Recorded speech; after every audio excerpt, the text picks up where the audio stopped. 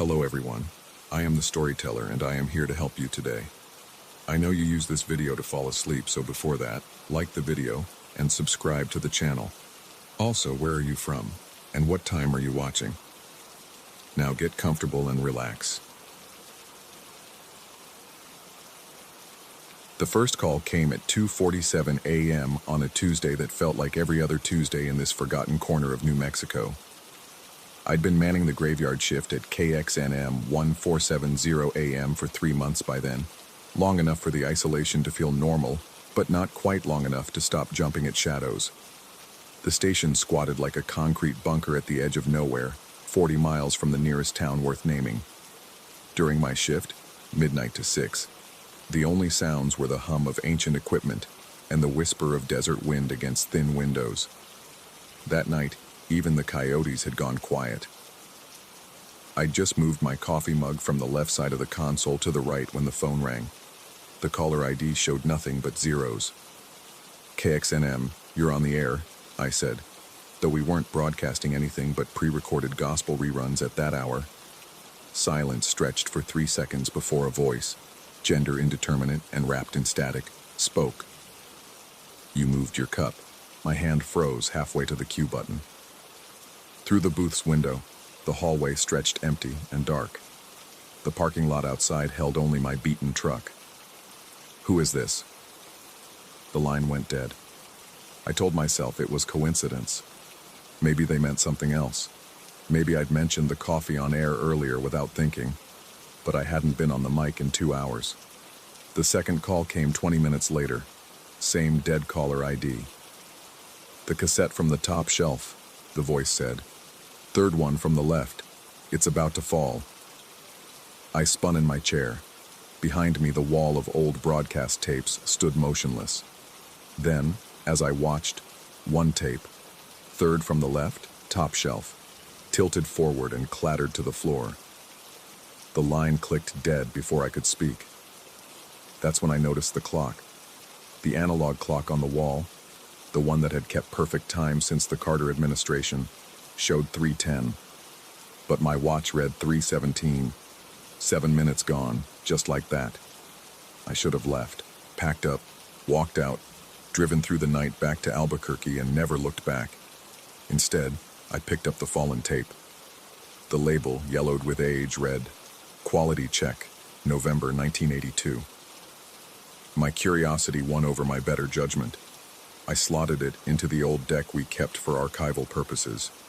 My own voice crackled through the speakers, though distorted by age and magnetic decay. But I was talking to someone, responding to questions I couldn't hear, laughing at jokes that didn't register on the tape. The conversation was one-sided, but clearly a conversation nonetheless. Never thought about it that way, my voice said. You're right about the signal. It does travel differently at night. A pause where the other person must have spoken. 3 years now, my recorded self continued. Ever since, well, you know, since Tommy. My blood turned to ice water. Tommy was what my brother called me. Nobody else ever used that nickname. And 3 years ago was when The phone rang again. This time I didn't answer. But after 5 rings, it stopped. And through the studio monitors, I heard the click of the phone system automatically routing to the on-air feed. We weren't supposed to be live. The board showed we were still in automation mode. Tommy, the voice said through every speaker in the station. The footprints lead to answers. That's when I saw them. In the dim hallway outside the booth, a trail of dusty footprints materialized as I watched, each one appearing with a soft puff of desert sand that shouldn't have been there. They led from the broadcast booth down the corridor toward the transmitter building. The transmitter building was a separate structure, connected by a 50-foot enclosed walkway. In 3 months, I'd never had reason to go there during my shift. The equipment ran automatically, monitored remotely by engineers who worked normal human hours. I followed the footprints. The hallway felt colder with each step, though the desert night outside still held summer's heat. The fluorescent lights flickered in sequence as I passed under them, creating a wave of darkness that chased me forward. The footprints continued appearing just ahead of my own steps, as if someone invisible was walking backward, leading me on. The door to the transmitter building stood ajar. Through the gap, I could hear the deep electrical hum of the transmission equipment, punctuated by something else, a rhythmic creaking, like rope under strain. I pushed inside. The transmitter room was a cathedral of obsolete technology, towers of equipment reaching toward the ceiling, their lights blinking in patterns that seemed almost purposeful. In the center of the room sat an old office chair, still rotating slowly as if someone had just stood up from it. The phone on the desk beside it was off the hook. I picked it up, knowing I shouldn't, knowing every instinct screamed at me to run. "Hello, Tommy." The voice was clearer now, without the static. Familiar in a way that made my chest tight. "How do you know that name?" "You gave it to me, don't you remember? All those late nights, talking about the signal, about how it travels differently in the dark, about how certain frequencies can breach the veil." "I've never, not yet, but time moves differently here. The signal doesn't just travel through space, Tommy.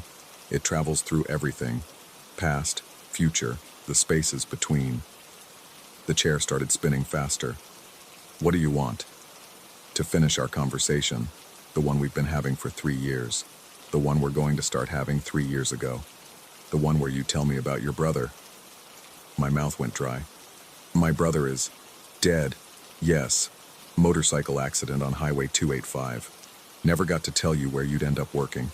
Never got to know about this place. But he knew your nickname. He's the only one who ever called you Tommy." The lights in the transmitter room began to pulse in rhythm with my heartbeat. "You're not my brother." "No. But I know things only he would know. Like how you blamed yourself for not being there. How you took this job to punish yourself with isolation. How you talk to him sometimes late at night when you think the dead might be listening." The footprints began appearing again, circling the chair, leaving trails in dust that shouldn't exist in a sealed room. "The dead don't listen," I whispered. "But something else does. Something that lives in the spaces between frequencies. Something that's been recording every word, every thought broadcast into the dark. And sometimes, Tommy, sometimes it broadcasts back." I ran, burst through the door, down the hallway, past the booth where my own voice still played from that old tape, out into the parking lot where my truck waited under stars that seemed too bright, too close. But when I reached for my keys, I found a cassette tape in my pocket, one I'd never seen before. The label read, "Quality check, tonight." I drove home in silence, the tape burning like a coal in my pocket. I didn't return for my next shift, or the next. I never went back to KXNM. But sometimes, late at night, my phone rings. The caller ID shows all zeros. And sometimes, God help me, I answer. The voice always knows things it shouldn't. What I had for dinner. What book is on my nightstand. What I whispered to my brother's photograph just moments before. And every time I hang up, I check my pocket and find another tape. Each one labeled with dates that haven't happened yet. Conversations I haven't had.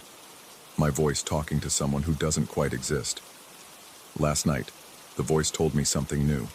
It said the signal is getting stronger. Said soon I won't need the phone at all. Said it's been practicing my voice, learning from all those recordings, all those late-night conversations with the dark. Said it's almost ready to broadcast on its own. I've stopped checking the time when the calls come, stopped noticing when minutes go missing. The footprints appear in my apartment now.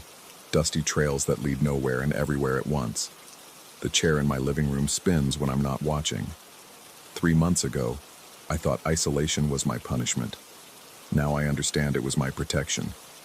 Because whatever I let in at that station, whatever heard my calls into the dark, it doesn't just listen anymore. Sometimes when the static on my radio clears just right, I hear my own voice. Having conversations I don't remember, talking to someone who sounds almost like my brother, if my brother's voice could travel through spaces that shouldn't exist. The voice on the phone tells me not to worry, says soon I'll understand, says time is just another frequency, and all frequencies can be tuned if you know how to adjust the dial. I want to believe it's lying. I want to believe I'm losing my mind, because the alternative, that something is using my voice, my memories, my guilt to build a bridge between what is and what shouldn't be, is worse than any madness. The phone is ringing again. Midnight on a Tuesday that feels like every Tuesday since time stopped making sense. The caller ID shows all zeros. This time, when I answer, I hear two voices. Both of them mine. One from now, one from then, or maybe when. They're having a conversation about the weather, about coffee, about the footprints in the hall, about how my brother would have loved this job, if my brother had ever existed at all.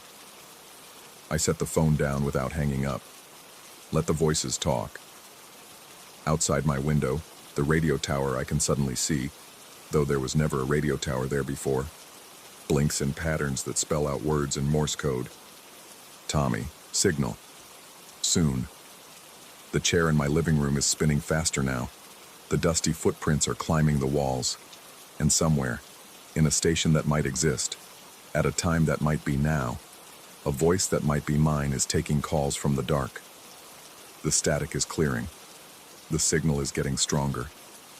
And I'm starting to remember conversations that haven't happened yet. Story 2. The keys felt wrong in my hand, too warm, as if someone had been holding them moments before I found them on my doormat. I'd been living alone in the Blackstone Arms for 3 months when the disturbances began. The building squatted on Chicago's north side like a brick tombstone, its Gothic revival architecture more suited to housing gargoyles than humans. My apartment on the 3rd floor came cheap, which should have been my first warning. In this city, nothing good comes cheap without strings attached. It started with the coffee mug. I'd left it on the kitchen counter before heading to bed, half full of cold brew I'd forgotten to finish. When morning crawled through my windows, the mug sat perfectly centered on the hallway windowsill, aligned with surgical precision to the edge. The coffee inside had been replaced with water, clear, odorless, body temperature water that made my skin crawl when I touched it. I told myself I'd moved it myself. Sleepwalking, maybe. The mind plays tricks when you live alone, when the only sounds at night are the settling bones of an old building and the distant wail of sirens. But then came the books. My dog-eared paperbacks, scattered across the living room, would migrate overnight to form neat towers by the radiator. My mail, tossed carelessly on the entry table, would fan out in chronological order. Even my shoes began arranging themselves by the door, laces tucked inside, toes pointing toward the exit. The building superintendent, a weathered man everyone called Kowalski, assured me the apartment above mine, 4B, had been empty for months. Scheduled for gut renovation, he'd said, producing a crumpled work order. Asbestos removal, then full demo. Nobody's been up there since July. Yet every night at 3:17 a.m., I heard them. Footsteps. Deliberate measured paces that traced a path from what would be their kitchen to their bedroom. Back and forth, like someone pacing while deep in thought. I started sleeping with my phone recording, capturing the rhythm of those phantom steps. The playback revealed more, the metallic song of keys jingling, a whisper too low to decipher, and 3 sharp knocks that seemed to come from inside my own walls. I began documenting everything. Photos of objects before bed, photos when I woke, timestamps, measurements. The wine bottle I'd left on the coffee table had moved exactly 7 inches northeast. The stack of unopened bills redistributed themselves alphabetically by sender. My razor, which I always left by the sink, appeared balanced on the toilet tank, its blade open at a precise 45-degree angle. The compulsion to understand consumed me. I installed a motion sensor that never triggered. I dusted for fingerprints and found only my own. I even scattered flour across the kitchen floor one night, hoping to catch footprints. In the morning, the flour had been swept into a perfect circle in the center of the room, with my missing coffee mug placed exactly in its center. 3 weeks into this madness, I heard something new. Not from above, but from the hallway. A sliding sound, like paper being pushed under a door. I crept from bed, my bare feet silent on the cold floor, and peered through the peephole. The hallway stood empty, bathed in the sickly yellow glow of dying fluorescence. But there, on my doormat, lay a manila envelope. Inside, photographs. Dozens of them, all of me. Me sleeping, mouth slightly open, sheets twisted around my legs, me cooking dinner, captured through my kitchen window from an impossible angle. There was no building across from mine, just empty air and a 3-story drop. Me in the shower, the image foggy but unmistakable. And worst of all, me examining the previous night's disturbances, my face a mask of confusion and growing fear. The last photo showed me holding the envelope itself, looking at the pictures. I spun around, searching my apartment for cameras, for any explanation. Nothing. That's when I found the keys. They lay where the envelope had been, still warm to the touch. A simple ring with 3 brass keys and a paper tag, the kind you'd find in an estate sale or lost and found box. Written in careful block letters, 3B, yours. My apartment was 3A. There was no 3B. I'd walked this hallway 100 times. The 3rd floor had only 4 units. 3A, mine, 3C, an elderly woman who kept cats, 3D, empty for months, and 3E, a young couple who fought constantly. No 3B existed on any floor plan, any directory, any memory of this building. But the keys insisted otherwise. I stood in the hallway at 2 a.m., keys clutched in my sweating palm, staring at the wall between my apartment and 3C. Faded wallpaper, water stains bleeding through like old bruises. Nothing more. Yet when I pressed my ear against it, I heard something impossible. The low hum of electricity, the whisper of ventilation, the unmistakable presence of space where there should be none. My fingers found a seam in the wallpaper, nearly invisible unless you knew where to look. The largest key slid into what I'd always assumed was a painted-over electrical outlet. The lock turned with well-oiled silence. A door opened where no door should exist. The smell hit me first. Not decay or must, but something worse. The scent of my own apartment, concentrated and recycled, like breathing your own breath from a plastic bag. The service closet stretched before me, narrow and deep, lit by a single bare bulb that buzzed with insect intensity. Boxes lined metal shelving units, each labeled with dates stretching back years before I'd moved in. I pulled one down, hands trembling. Inside, my utility bills, some paid, others overdue, all dated from futures that hadn't happened yet. Electric bills from next month, gas bills from next year, a final notice from 3 years hence. The next box held photographs, hundreds of them, all of me in this apartment. But my hair was longer in some, shorter in others. I wore clothes I didn't own, had furniture I'd never bought. In one, I stood by a window that didn't exist, looking out at a Chicago skyline that seemed wrong. Buildings in the wrong places, the lake on the wrong side. Deeper in the closet, I found journals in my handwriting, describing days I hadn't lived, conversations I hadn't had, fears I hadn't yet developed. One entry, dated 6 months from now, described finding the keys. Another, dated 2 years ago, described the exact panic I felt in that moment, reading words I'd never written. The final box sat alone on the bottom shelf, newer than the others, untouched by dust. Inside lay a single videotape, the old VHS kind, labeled simply Orientation. I didn't own a VCR, hadn't seen one in years. But there, in the corner of the closet, sat a small TV VCR combo, the kind you'd find in a 1990s motel. The power cord snaked into the wall through a hole that shouldn't exist, drawing electricity from somewhere impossible. The tape clicked into place with mechanical certainty. Static gave way to an image of my apartment, but cleaner, emptier, wrong. The camera panned slowly, revealing subtle differences. An extra window, a hallway that bent left instead of right, and there, sitting on my couch, was someone who looked exactly like me. He spoke directly to the camera, to me. His voice my voice, but pitched slightly wrong, like a recording played at 95% speed. If you're watching this, you found the keys. Good. The previous tenant left them for you, just as you'll leave them for the next. The apartment you think you're renting, 3A, that's just the surface. You're actually in 3B, always have been. 3B exists in the spaces between spaces, in the moments between 3:16 and 3:18, in the photographs taken between blinks. The me on the screen stood, walked toward the camera. His eyes were my eyes, but older, more tired, full of terrible knowledge. The building needs a caretaker, someone to maintain the boundaries, to keep the apartments from bleeding into each other. That's why your things move. You're not being haunted, you're being trained. Every object you find relocated is practice for the real work. Soon you'll understand how to fold space, how to step through walls, how to exist in multiple apartments simultaneously.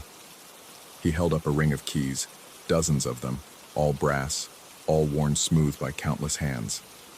The footsteps you hear above you, that's you, 3 months from now, learning to walk between floors. The whispers, you, practicing the words that keep the building stable. The knocks, you'll understand those last. They're not a warning, they're a countdown. The image began to distort, stretching like taffy. Through the static, I heard my own voice, speaking words I hadn't yet learned. Check your pocket. My hand moved without conscious thought. In my jacket pocket, the jacket I was certain had been empty, lay another key. Silver this time, newer, with a tag that read, 4B, tomorrow. The videotape ended with a soft click. When I ejected it, the label had changed. Now it read, orientation completed. I backed out of the closet, my mind reeling, unable to process what I'd seen. The door swung shut on its own, the seam in the wallpaper disappearing like it had never existed. But the keys remained in my hand, warm and real and impossible to deny. That was 3 days ago, or maybe 3 weeks. Time moves differently now that I know the truth. I've started hearing new sounds, not just from above, but from below, from beside, from inside the walls themselves. Sometimes I catch glimpses of movement in my peripheral vision, figures that look exactly like me, performing tasks I'll eventually understand. This morning, I found my coffee mug on the windowsill again. But this time, I remembered moving it. Or rather, I remembered that I will remember moving it, once I learn how to reach through time the way the building requires. The orientation video was right about one thing. The knocks aren't a warning, they're a countdown. But not to something ending, to something beginning. Last night, at 3:17 a.m., I heard the footsteps above me stop. Then, for the first time, I heard them on the stairs, coming down. The sound of keys jingling grew louder, closer. 3 knocks echoed through my apartment, not from the walls, but from inside my own skull. I opened my door to find myself standing in the hallway, older, wearing clothes I don't yet own, holding keys I haven't yet received. I smiled with exhausted recognition. Time to start your real training, I told myself. The building has accepted you. He handed me a new set of keys. The tags read dates instead of apartment numbers. Yesterday, tomorrow, never, always, and one that simply said, now. I took them. What else could I do? They were already in my pocket, had always been in my pocket, would always be in my pocket. The building needs its caretaker, and the caretaker needs the building. We exist in the spaces between spaces, maintaining boundaries that no one else can see. I still live in 3A. I've always lived in 3A. But now I also live in 3B and 4B and all the other apartments that exist between the walls, between the seconds, between the photographs of reality that most people mistake for reality itself. Sometimes I wonder if I'm losing my mind. But then I remember, I can't lose something I've already found, will find, am finding in the endless loop of 3:17 a.m., where the footsteps never stop because they never started, where the keys are always warm because they're always being held, where the coffee mug moves itself because I move it, have moved it, will move it, in the eternal now of apartment 3B. The building keeps its secrets, and I keep the building, or perhaps it keeps me. In the end, there's no difference. The keys grow warm in my pocket, ready for the next tenant who'll find them on their doormat, wondering why they feel like someone was just holding them. Because someone was. Someone is. Someone will be. Welcome to the Blackstone Arms. We've been expecting you.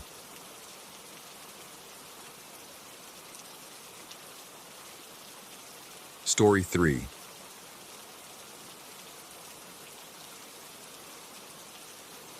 The first time I noticed the footprints, I convinced myself they were mine from the previous patrol. Fresh snow had fallen overnight, transforming Glacier National Park into an ocean of white silence.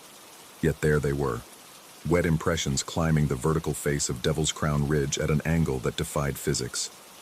They ascended 40 feet of sheer rock, turned sharply left, then descended along the exact same path, as if something had been testing the route, measuring it, learning it.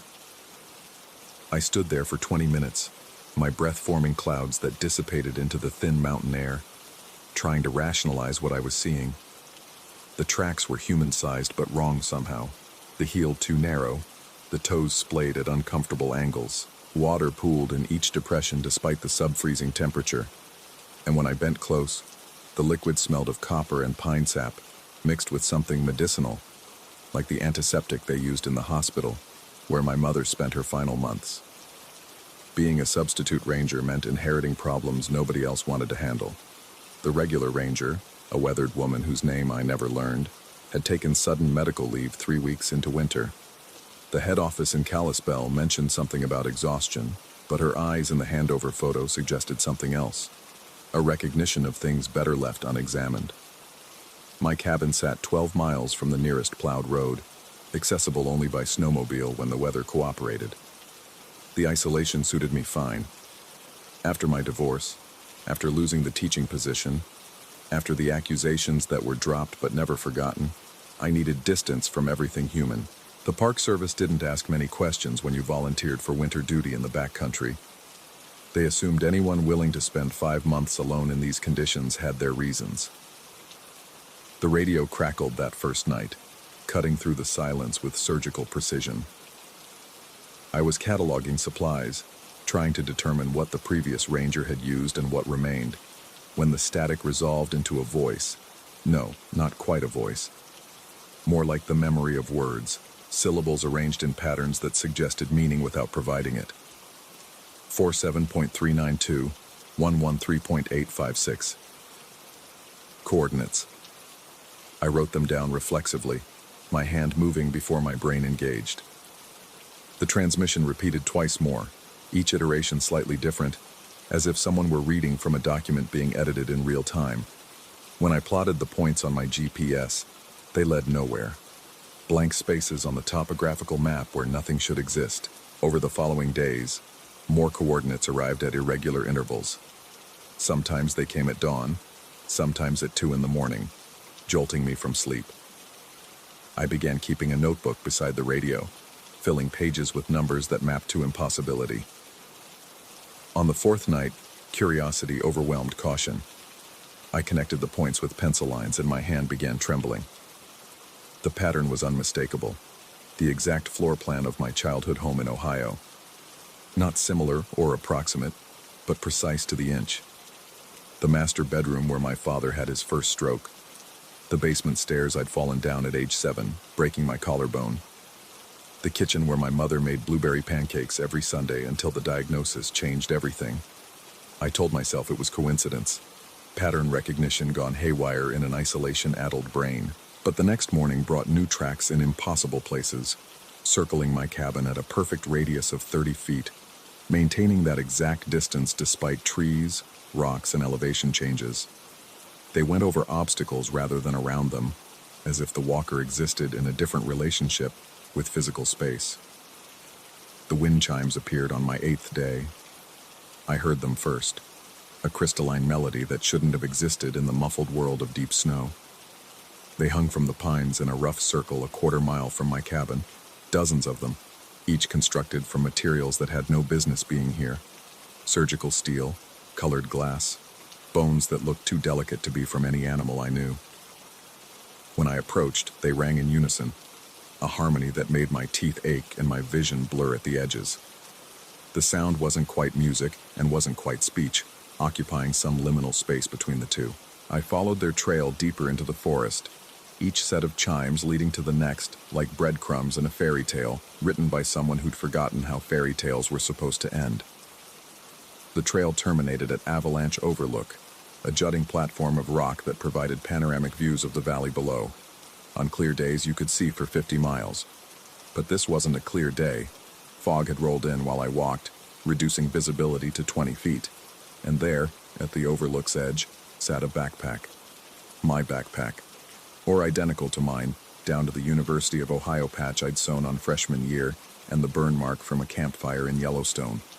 Inside, I found a journal filled with my handwriting, but the entries were dated tomorrow, next week, next month. They described patrols I hadn't taken, encounters I hadn't had, decisions I hadn't made. The tomorrow entry was specific. Found more tracks today. They're getting bolder, coming closer. Radio picked up coordinates for the old growth grove near Mineral Creek. When I get there, I'll find the first body.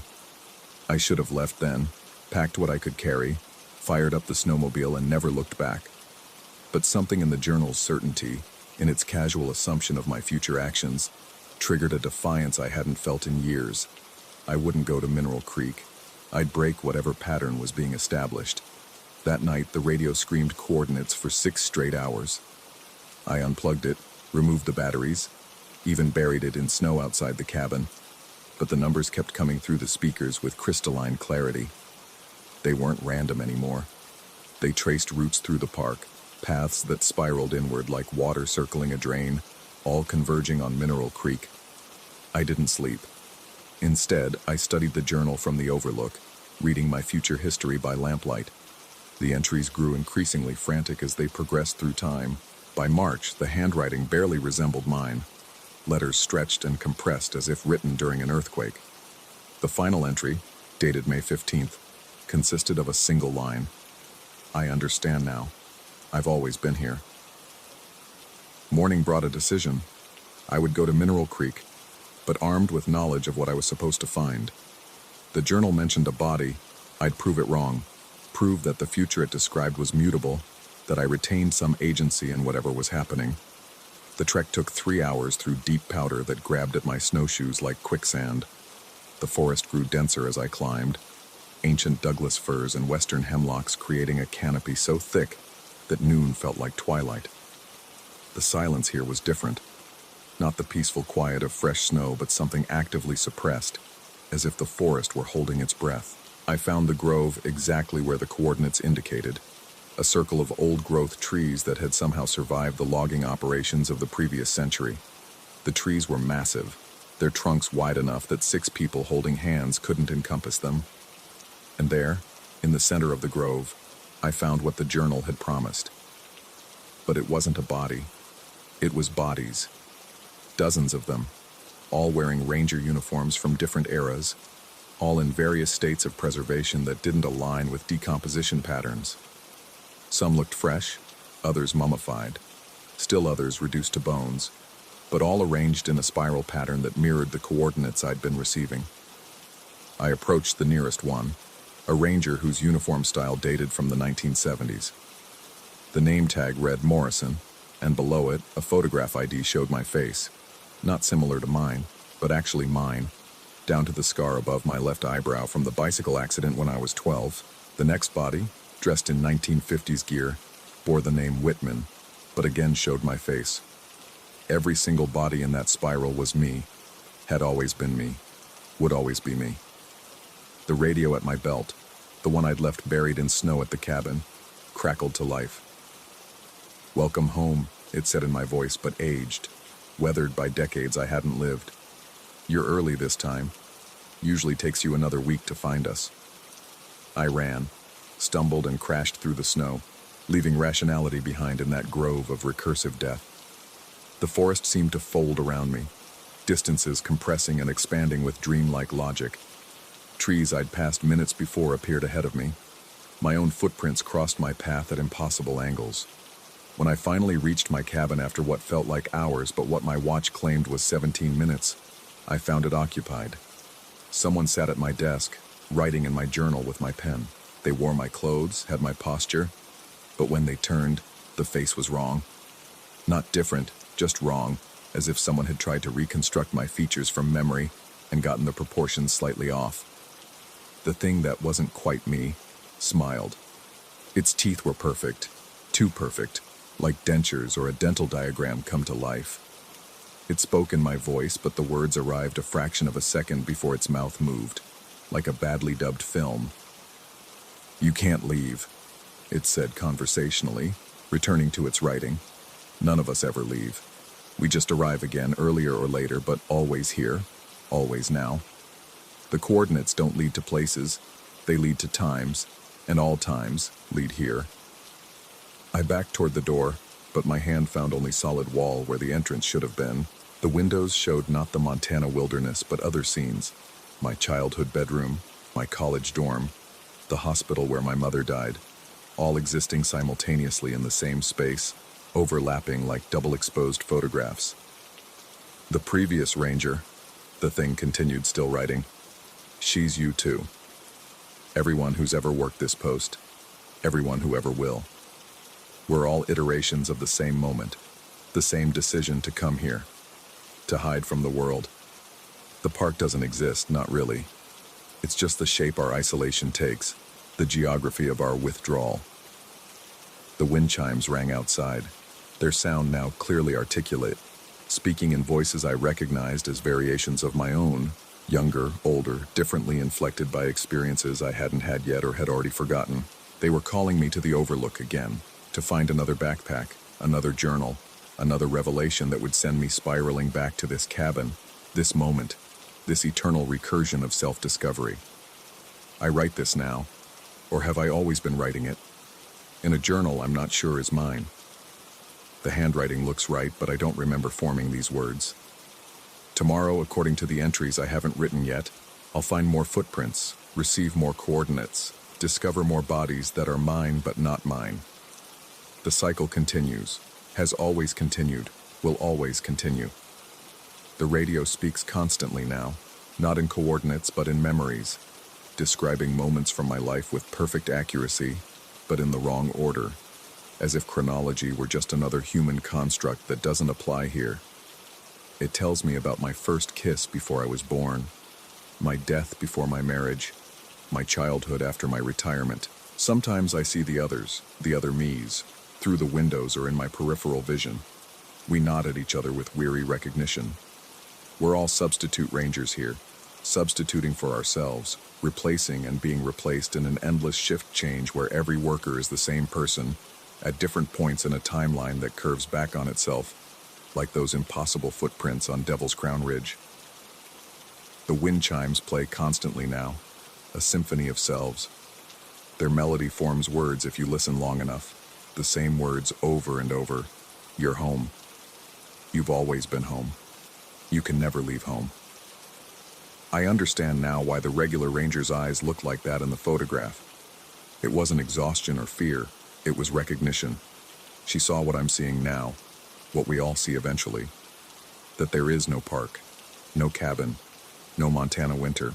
There's only the shape of our loneliness given form, the topology of our desire to disappear, made manifest in snow and stone, and impossible footprints that climb toward nothing and return by the same path.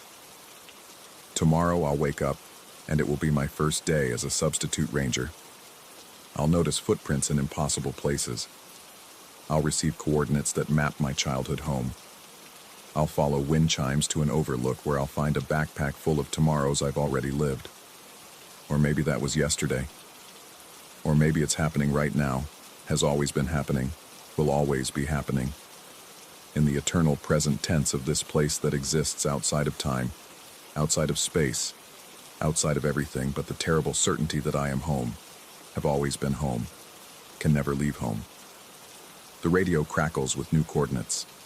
I write them down automatically, my hand moving without conscious thought. When I plot them, they'll show the shape of something I recognize but can't quite name.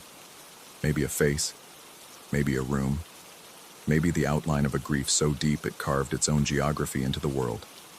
I'll investigate. I always investigate. That's what substitute rangers do. We substitute for ourselves, over and over, each iteration believing it's the first. each revelation feeling new despite having been discovered countless times before. The footprints outside my window climb the wall now, defying not just gravity but the very concept of direction. They spiral upward like smoke, like prayers, like the last thoughts of someone who came here to disappear and succeeded too well, became absence itself, a hole in the world shaped exactly like a person, like a ranger, like me. I am the substitute. I am the substituted. I am the substitution itself, the process by which something replaces itself endlessly, a human Mobius strip walking the same impossible path forever, leaving wet footprints in snow that never melts, following coordinates to a home that exists in no map, except the one carved into my bones, my brain, my breaking heart. The wind chimes sing my name in every tense, past, present, future, conditional, subjunctive, a conjugation of self that admits no escape, no alternative, no substitution except the endless substitution of myself for myself, here in this place that might be Montana, or might be nowhere, might be winter, or might be the season of my own unraveling, might be real, or might be the most elaborate geography of madness ever mapped. I write these words, have written them, will write them. You read them now, have read them, will read them. We are all here together, all alone, all the same person discovering that the coordinates always lead home, and home is the place you can never leave because leaving would require there to be somewhere else, and there is nowhere else, has never been anywhere else, will never be anywhere else. Only here, only now. Only the eternal substitution of self for self in a winter that never ends, in a park that doesn't exist, in a cabin that is every room you've ever feared to enter and never been able to leave. The radio speaks coordinates. I write them down. Tomorrow I'll follow them. Or was that yesterday? Or is it happening right now?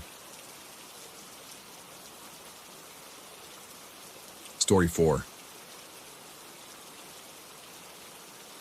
The spiral staircase light flickered once before steadying, and I remembered the owner's warning as clearly as if he were standing beside me in the narrow tower. Never turn it off after midnight. His weathered face had been deadly serious when he'd said it, though the rest of his instructions about the lighthouse rental had been delivered with the practiced ease of someone who'd given the same tour 100 times before. I'd laughed it off then, 3 days ago. Now, at 2:47 a.m. on my 4th night in this god-forsaken lighthouse on the Maine coast, I wasn't laughing anymore. The foghorn had been sounding for the past hour, its deep bellow cutting through the darkness at irregular intervals. That was wrong. I'd checked the mechanism myself after the first night. It was set to automatic, triggered only by actual fog conditions. Tonight was clear.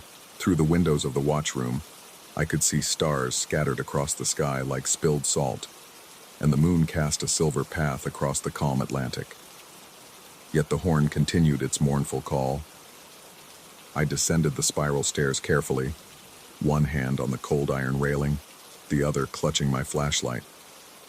The keeper's light, that's what the owner had called it, cast dancing shadows on the curved walls.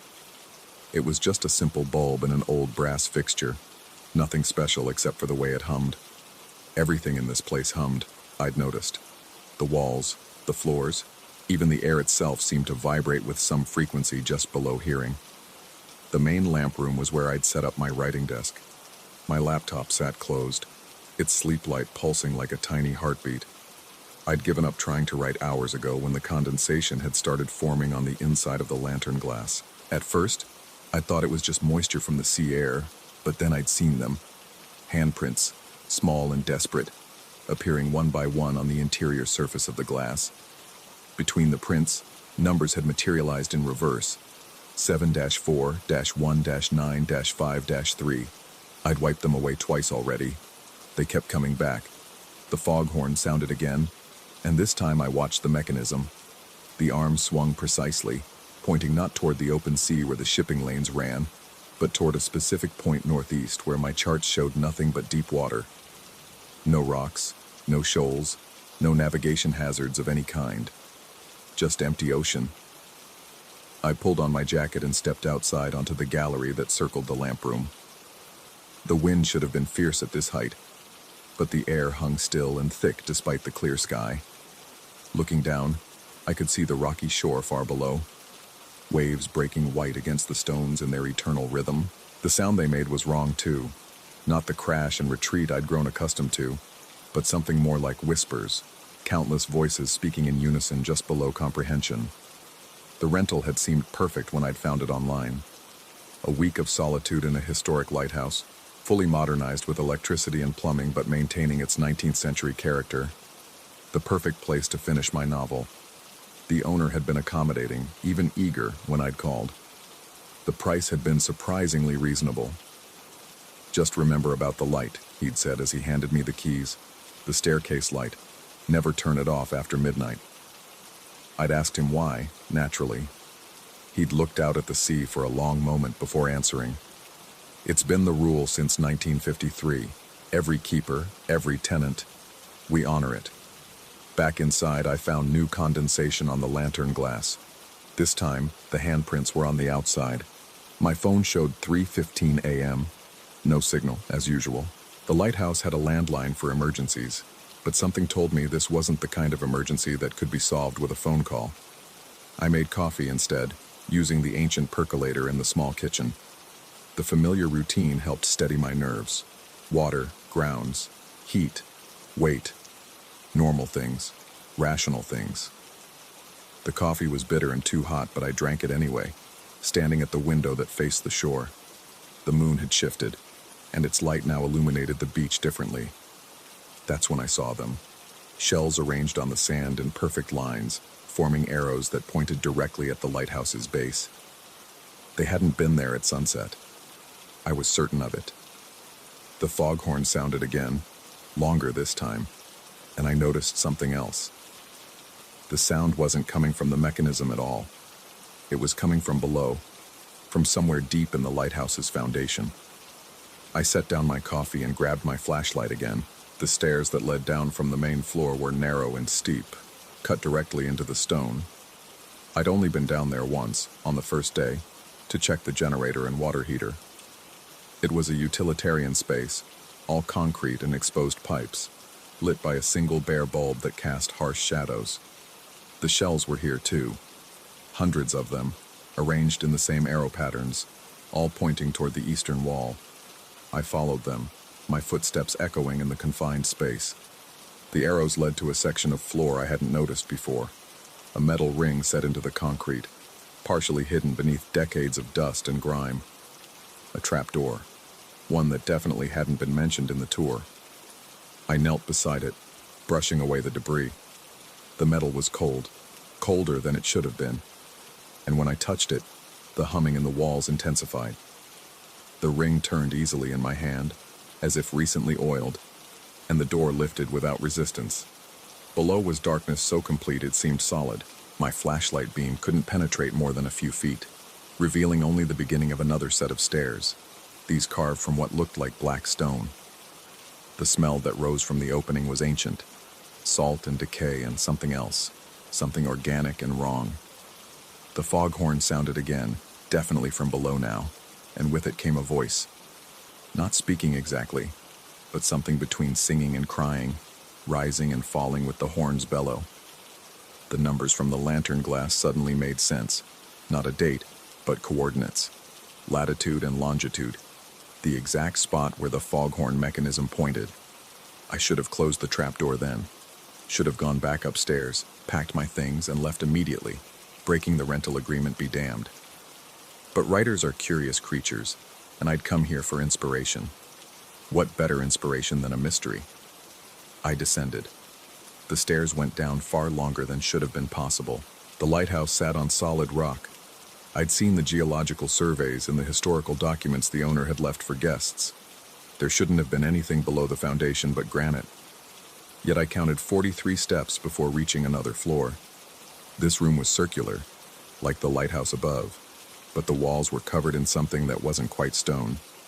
It looked organic, like the inside of a seashell, with the same iridescent quality that shifted in the beam of my flashlight. The humming was stronger here, and I realized it wasn't mechanical at all. It was breathing. The walls were breathing. In the center of the room sat a pedestal, and on it, a logbook. The leather cover was cracked with age, but the brass clasps still functioned. I opened it carefully, angling my flashlight to read the entries. They went back to 1953. Different handwriting, different keepers and tenants, but all describing the same things. The condensation, the shells, the arrows, and all of them had eventually found this room. The final entry was dated 3 weeks ago, just before my rental. They're not outside trying to get in. They're inside trying to get out. The light keeps them sleeping. When it goes dark, they remember what they are. I heard movement behind me and spun around. The stairs were gone. Where they had been was now smooth wall, breathing in rhythm with the rest of the room. My flashlight flickered, dimmed, then died completely. In the darkness, the humming grew louder, and I understood. The lighthouse wasn't built to warn ships away from rocks. It was built to mark a prison, and I just locked myself inside with whatever had been kept here since 1953. The keeper's light. Of course, not the staircase light. The keeper's light. The one who keeps watch. The one who keeps them sleeping. I felt something brush against my hand in the darkness. Not quite solid, not quite liquid. It was warm and it pulsed with its own heartbeat. Or maybe it was mine. In the complete darkness, I couldn't tell where I ended and the room began. Time moves differently in the dark. Minutes or hours passed. I had no way to know. The breathing walls pressed closer, and I felt myself becoming part of them, my consciousness spreading out through the organic structure, touching other minds that had been absorbed before me, the previous tenants, the keepers. All of us now part of the lighthouse itself, eternal watchmen for something that must never wake. But then, light. Faint at first, filtering down from above. Dawn was breaking, and with it, the spell seemed to weaken. The walls pulled back, became stone again, and the stairs reappeared as if they'd never been gone. I scrambled up them, my legs shaking, my mind reeling from what I'd experienced or thought I'd experienced. The trapdoor slammed shut behind me, and when I turned to look, it was gone.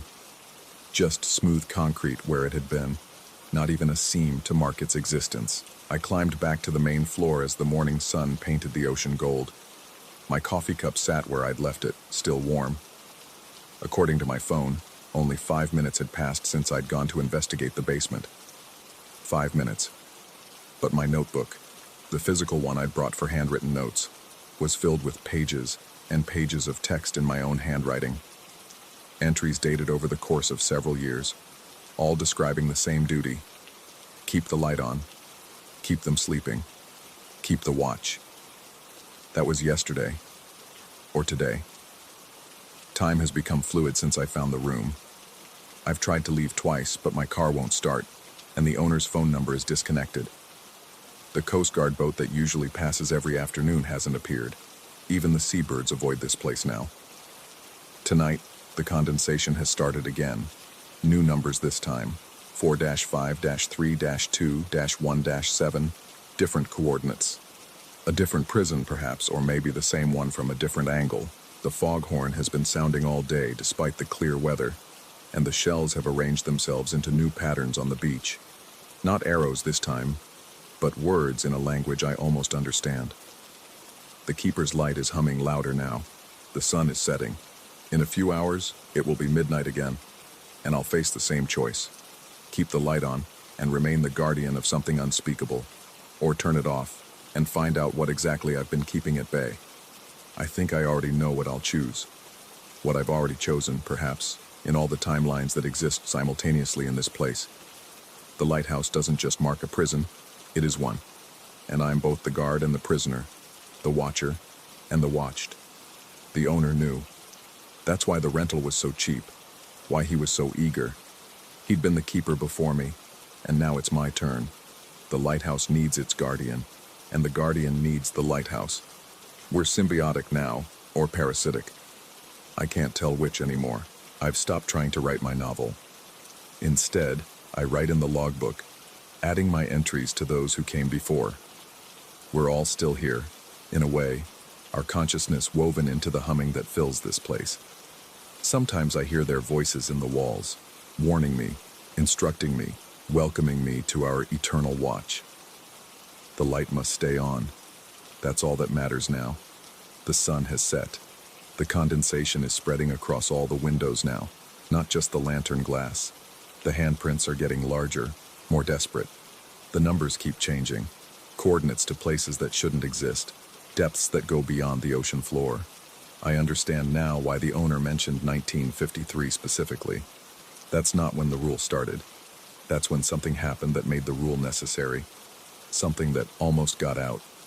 Something that required a permanent guardian to ensure it never happens again. My laptop is dead. My phone too. Only the keeper's light remains constant. That eternal bulb that never burns out, never needs replacing. It feeds on something else. The presence of a living guardian, perhaps.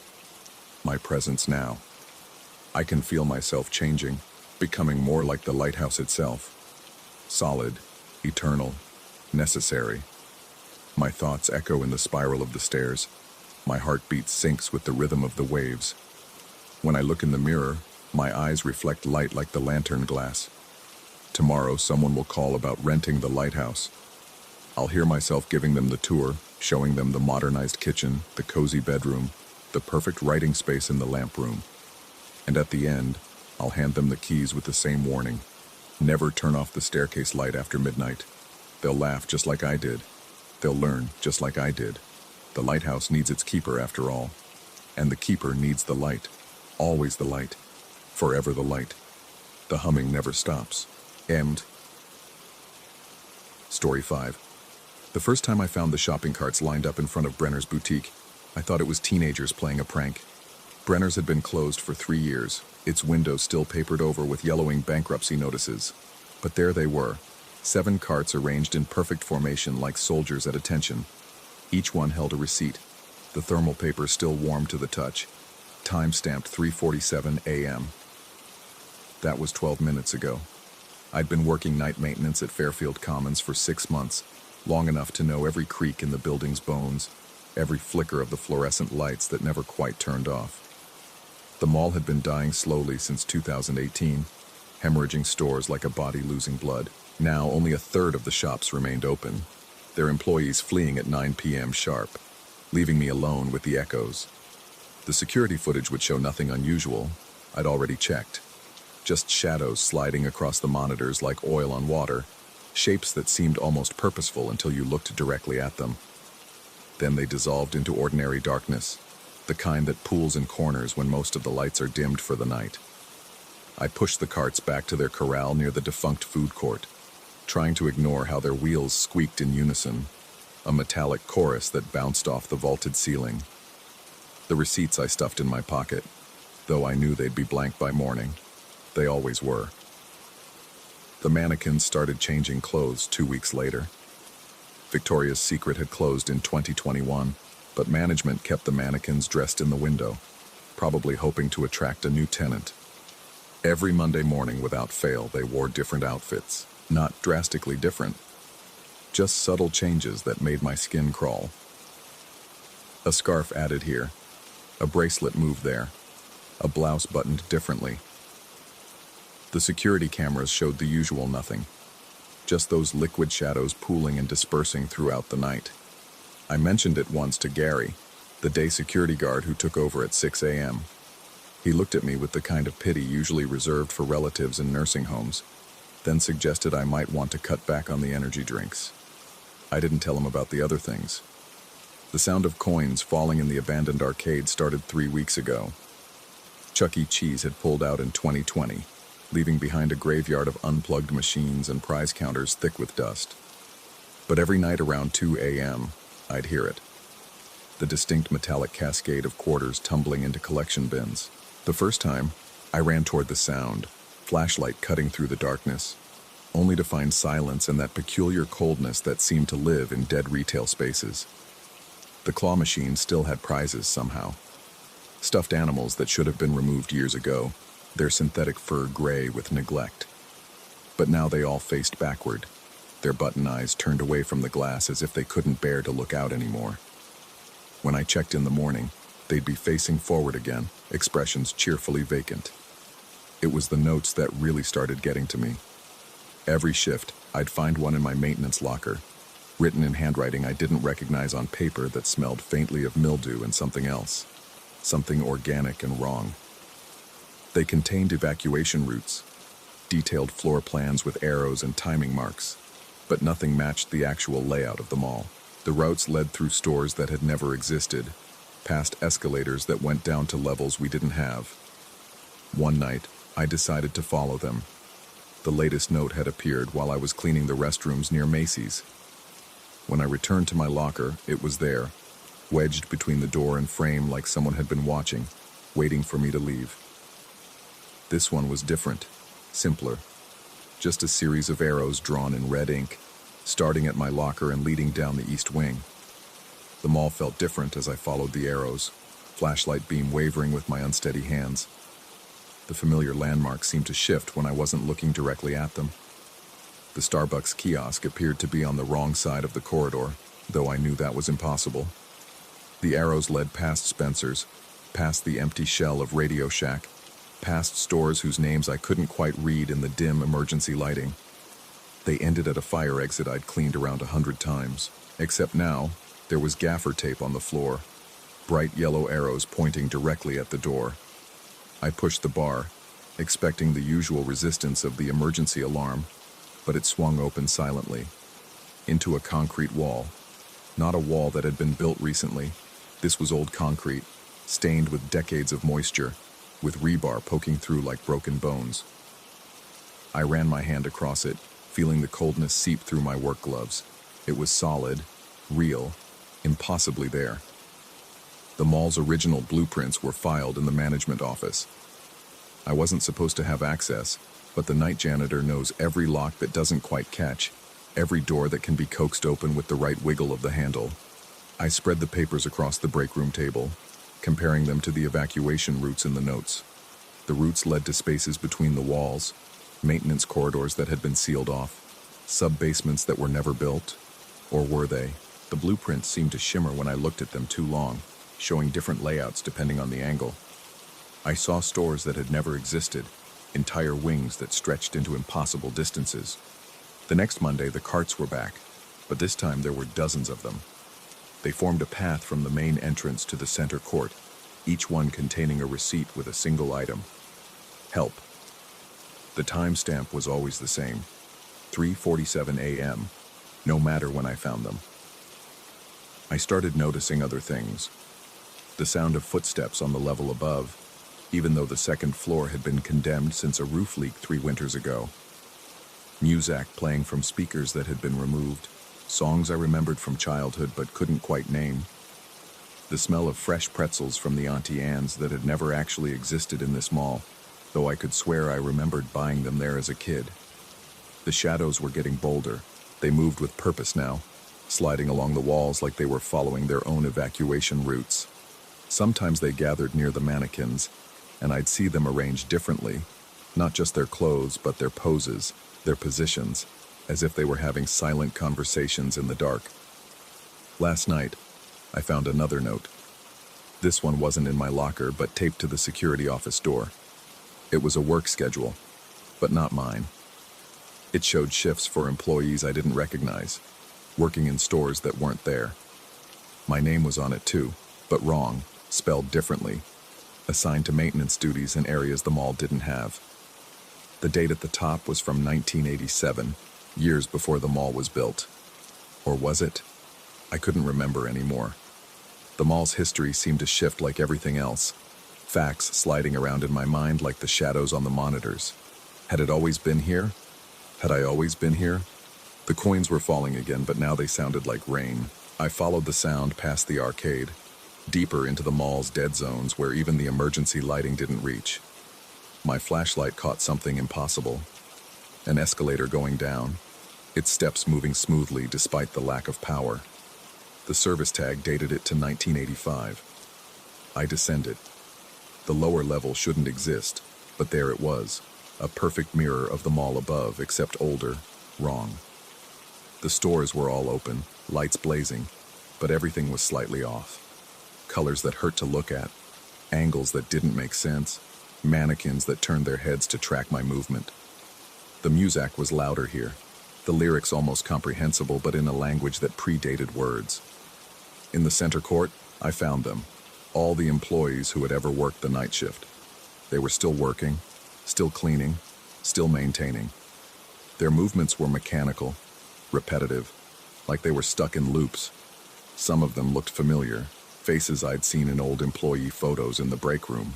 Others were me, dozens of versions of me, all in the same uniform, all pushing the same mop in perfect synchronization.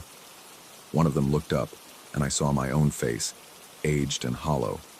He mouthed something I couldn't understand, then pointed to his receipt. The timestamp read 3:47 a.m., the same as always. But the date was tomorrow. I ran. Up the frozen escalator, through the impossible corridors, past the mannequins that reached for me with articulated fingers. The mall seemed to stretch and contract around me, distances meaning nothing, geography just a suggestion. I could hear them behind me. Footsteps, wheels squeaking, coins falling like rain. When I finally burst through an exit, not the cinder-blocked one, but a different door that hadn't been there before, I found myself in the parking lot. Dawn was breaking, painting the sky the color of old receipts. Gary's car was pulling in for the morning shift. He found me sitting on the curb, shaking, asked if I was all right, if I needed to go home sick. I looked back at the mall, and it looked normal, mundane, dying, real. Just a suburban shopping center past its prime, nothing more. But I still had the receipt in my pocket, the one from tomorrow, 3:47 a.m. I told Gary I was quitting, effective immediately. He shrugged, said they'd have my last check ready by Friday. As I walked to my car, I saw them in my peripheral vision, the other versions of me, still working their shifts in the spaces between the walls, in the mall that exists in the overlap between what was and what never was. I haven't been back, but sometimes late at night, I check the mall's website. It shows stores that closed years ago as coming soon, and lists events that happened in 1987, 1993, 2001, years that blend together like shadows on security monitors. The employment page has a night maintenance position open. It's always open. The timestamp on the posting never changes, 3:47 a.m. Last week, I got a text from an unknown number. Just coordinates and a time. The coordinates led to a mall in Michigan I'd never heard of. The time was 3:47 a.m. I didn't go, but I know I will. We all do, eventually. All of us who work the night shift, who maintain the spaces that exist in the gaps between real and not real, who clean up after customers who were never there. The malls are all connected, you see, not by highways or corporations, but by something else. Those maintenance corridors that were never built, those sub-basements that don't exist, those evacuation routes that lead nowhere and everywhere at once. We're the ones who keep them running, even after they die. Especially after they die. My replacement started last night. Gary told me when I came to pick up my check. Said the new guy seemed eager, enthusiastic even. I wanted to warn him about the carts, the mannequins, the coins that fall like rain. But I knew he wouldn't believe me. They never do, until they see the shadows moving with purpose, until they find the first note in their locker, until they descend the escalator that shouldn't exist. Besides, I'll see him soon enough. We all meet eventually, in the mall that exists at 3:47 a.m., maintaining the spaces between what is and what isn't, forever and never, in the fluorescent eternity of dead retail spaces. The receipt is still in my pocket. Tomorrow's date, same timestamp. I think I'll drive to Michigan tonight. Some of us never really leave the night shift. We just transfer to different locations, different versions of the same endless mall, cleaning up after shoppers who exist in the spaces between seconds, maintaining stores that closed before they opened. The gaffer tape arrows are already appearing in my apartment, leading from my bedroom to the front door. They'll be in Michigan too, I know, pointing the way to whichever mall needs maintenance in the spaces that don't exist. It's almost 3:47 a.m. now. Time to clock in. We all clock in, eventually, forever. Story 6. The fluorescent lights in the lobby hummed their familiar death rattle, a sound I'd grown to hate over 3 years of night shifts at the Desert Palm Motel. Outside, the I-40 stretched like a black tongue through the Arizona desert, occasionally lit by the sweep of passing headlights. It was 2:47 a.m. when I first noticed room 112 showing occupied on the system again. My fingers hesitated over the keyboard. According to our records, that room had been occupied for 6 weeks straight, yet I'd never seen anyone go in or out. The payment processed automatically every week, a credit card that always cleared, belonging to someone whose name appeared as just a blur of characters on my screen, like static given form. The master key hung heavy in my pocket as I walked down the exterior corridor. The desert wind carried the smell of creosote and something else, something damp that shouldn't exist in this dry climate. Room 112 sat at the end of the building, its window dark behind drawn curtains. I knocked, 3 sharp raps that echoed too loudly in the night. Nothing. I tried the master key. It slid into the lock smoothly enough, but when I turned it, I met resistance. Not the mechanical resistance of a broken lock, but the deliberate opposition of a chain lock secured from inside. Through the 2-inch gap the door allowed, darkness pressed against me like a living thing. "Maintenance," I called out, though my voice came out smaller than intended. The darkness seemed to swallow the word whole. Then the intercom crackled to life back at the reception desk, its red light blinking like a diseased eye. I walked back, each footstep on the concrete seeming to echo from somewhere beneath me. When I picked up the receiver, static filled my ear for a moment, before a voice emerged, distant, underwater. "Ice, please. Room 112. The voice was neither male nor female, neither young nor old. It was the sound of someone speaking through layers of time, each word arriving from a different distance. I grabbed the ice bucket we kept behind the desk, filled it from the machine that groaned and protested, and made my way back to 112. This time the door stood open. Not wide open, just enough to suggest invitation. The darkness beyond the threshold seemed thicker than it should be, as if the room contained a different quality of night than the one surrounding me. I set the bucket down on the threshold and stepped back. "Your ice," I announced to the darkness. The bucket scraped against concrete as something pulled it inside. Not a hand. I would have seen a hand. The bucket simply retreated, leaving a wet trail that caught the corridor light.